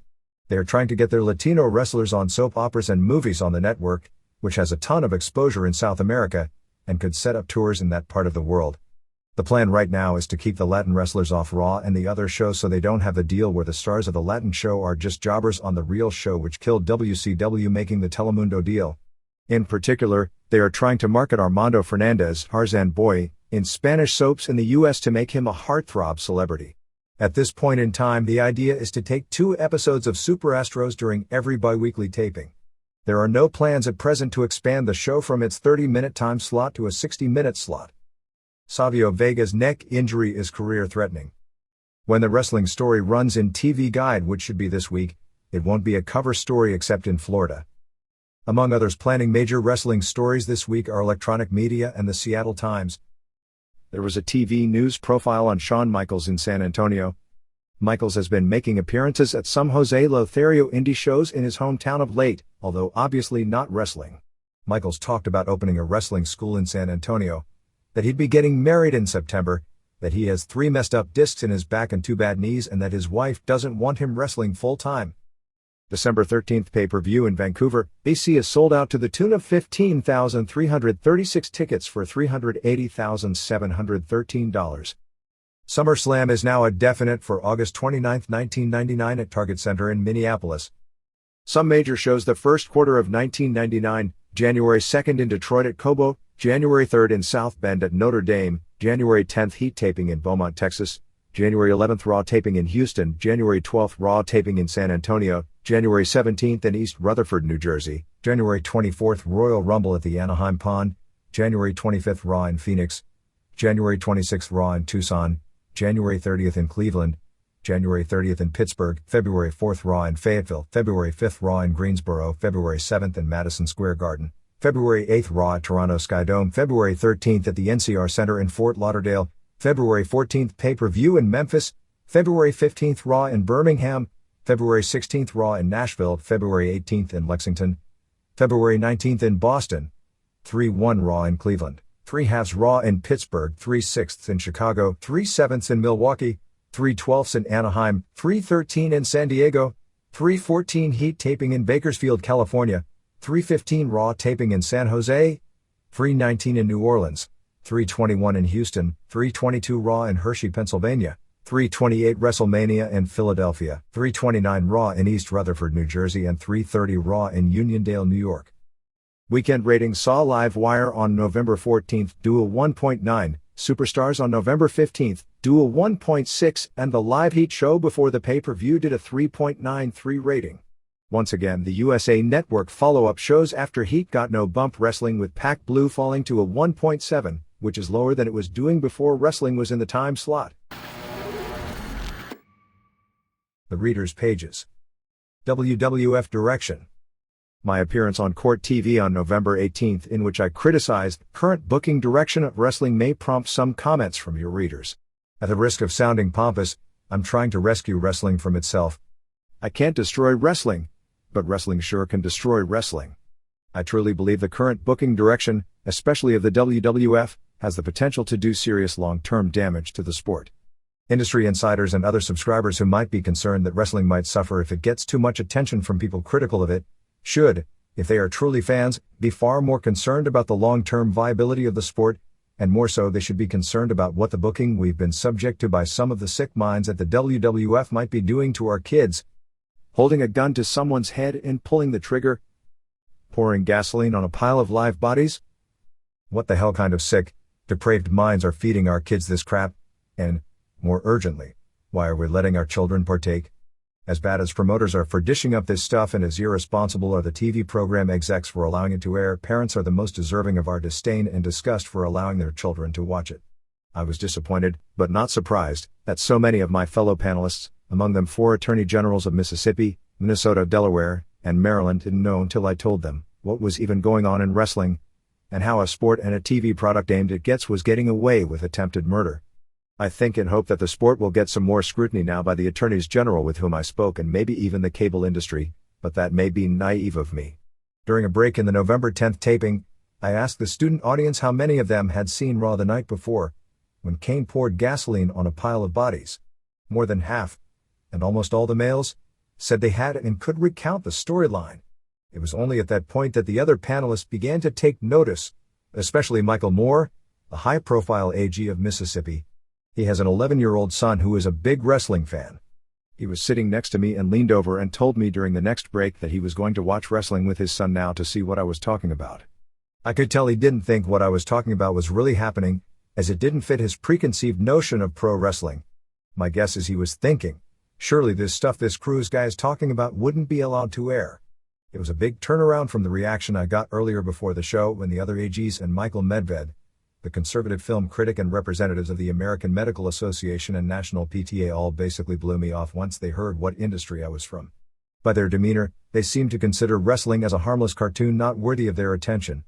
All they wanted to talk with me about was Jesse Ventura, although that discussion ended when Skip Humphrey walked into the room, 1 week from being defeated by Ventura. The producers called me a few days before the taping and begged me not to mention anything about Jesse to Humphrey. This discussion showed me how out of touch most adults are with what is happening in wrestling. The overwhelming reaction of the students was a rude awakening for all of them. After the taping, I privately chided them for not taking a hard enough look at wrestling and let them know I thought they were failing in their responsibilities to speak out about this kind of trash and were blinded by their perception of wrestling as a mere cartoon. When I told them so many people are watching wrestling on Monday nights that Monday Night Football ratings were being affected, they perked up a little more. I was actually brought on the show to defend wrestling. It was expected that I'd use the old wrestling is just a reflection of society line, advising parents to let their kids watch wrestling and to look elsewhere to place blame for the state of our society. Everyone who knows me knows how much I love wrestling. I wish I could have defended it, but the direction wrestling has taken in the last year or so absolutely appalls and sickens me. I'm starting to feel like an old-timer longing for the good old days. The fact is, as an adult, I love a lot of what is on the air, but I'm repulsed by the immoral way it is being marketed to children. I'm proud to say my own sister has forbidden Raw and other WWF programming from entering her home. But she is in the distinct minority. What responsible parent can let their children watch such inappropriate programming? And how can the WWF defend what it presents when it knows how many children are watching? And why is nobody objecting to the material being presented? Have we all become blinded by its popularity? Am I the only one who feels this way about the current booking direction? Does anyone else think Raw's content is inappropriate for children? There is just a moral depravity about wrestling, especially on Raw, that turns me off as a child advocate and uncle of 4 young children. As an adult, I find the show quite compelling, certainly more so than Nitro. But it is just reprehensible that a show like that is aimed at kids. It's adult TV. Great adult TV. That makes me angry, because isn't wrestling supposed to be for kids? Feel like this sport is being taken away from the kids by greedy adults like baseball card and comic book collecting. My nephew is 9, the same age as I was when I first fell in love with wrestling, and he can't watch the WWF. I can't tell you how much I resent that, nor can I adequately communicate how proud I am of my sister for taking the unpopular stand. I'm no prude. In my work as a heel manager at New Dimension Wrestling in the Carolinas, I'm as foul-mouthed as they come, although I realize that I have to tone it down myself. I get on the kids because they react strongly and heat is the name of the game within limits. But the way they react is appalling. It's unbelievable. The majority of them stand right there beside their parents and tell me to fuck off, flip me the bird, call me an asshole motherfucker and do the crotch chop. These are kids as young as 6 or 7. Where did they learn this behavior? I think we all know. And their parents join in. I chew the parents out as a shoot for being irresponsible and they spit on me, call me vile names, all right in front of their children. There was a time when only adults were allowed to attend wrestling at Madison Square Garden. The way wrestling is now, maybe we should go back to that policy for wrestling should book for children responsibly. On the TV show, the politicians spouted off the same old crap about parents should be more responsible. That's how we got to this point. The fact American parents don't act responsibly is the reason for the crap we have on television nowadays. When I tried to make that the issue of the show, I failed miserably. Nobody wanted to hear that. Apparently the truth hurts too much. The most distressing thing to me was how willing I found myself considering some censorship. I'm the kind of a guy who believes a little censorship inevitably leads to a lot of censorship. But I'm at wit's end to come up with a solution that doesn't include censorship. It's obvious we need some kind of control because parents and TV program execs, who are supposed to provide that kind of control, have clearly abdicated their responsibility, with executives paying attention only to the ratings gods. I'm still just stunned there wasn't an uproar in the cable industry about the Raw episode where Austin kidnapped McMahon at gunpoint and put a gun to his head and pulled the trigger, or the episode where Kane poured the gasoline. I still find it hard to believe wrestlers can get away with saying suck it on a TV show aimed at kids. I'm not demanding good taste from wrestling. That's ludicrous. But can we not even expect promoters to act responsibly? The promoters would say they have a responsibility to their stockholders to maximize profits. I agree. That doesn't mean you maximize short-term profits at the expense of the long-term viability of the company. Look at the makers of breast implants that leaked, asbestos that caused lung problems, and the Dalkin shield that caused sterility in women. These companies maximized profits short term. Now they don't exist. That a lesson for today's promoters to consider and learn from. But the history of pro wrestling is one of excess. Taking things too far. Giving the fans too much. Hot-shotting them. Then we fans have to live through the inevitable backlash from the casual fans who are either too overwhelmed or repulsed by it all, and the industry contracts and stays moribund for another decade. Had WCW done something as violent as the gun and gasoline angles, I'd have laid into them. They are certainly guilty of racism and insensitivity, and recently inconsistent booking, but sad to say, all of that is a given in wrestling. The subject of the show was media violence, not stupid, ill-conceived booking. It is the WWF that is most guilty of this, although since the WWF has proven this booking produces numbers, I expect WCW to follow their lead in the not-too-distant future. But I hope I'm wrong about that. My guess is people in wrestling will say Cruz is just overreacting. Wrestling is just a harmless act. But you can't have it both ways. You can't have my friend Jim Ross tries to add realism and credibility to it in a way that no other wrestling announcer can, and then turn around and say in response to my concerns, it's fake. Don't get so upset about it. Personally, I think Ross should be ashamed. Maybe he is. The best announcer this sport has ever known forced to call this kind of crap. He's got to be embarrassed. I'm not advocating wrestling going back to the way it was a few years ago, but I deeply resent wrestling being booked in such a way that my 9-year-old nephew isn't allowed to watch it. The most puzzling thing to me is this kind of booking is characteristic of a company in trouble, desperately trying to survive. But as far as I know, that's not the state the WWF finds itself in. Why are we seeing this kind of booking? I guess the answer is because it works, because it produces ratings. But at what long-term cost? I hope the Court TV show and this letter make people think about the future of wrestling and help make the changes to the things that threaten the long-term viability of a sport I've loved for more than 30 years. Pull back, Vince. Make it so my nephew can watch Raw again. Or at the very least, stop marketing this inappropriate stuff to children. Chris Cruz. Kernersville, North Carolina. This is the end of this issue. See you next time, wrestling fans.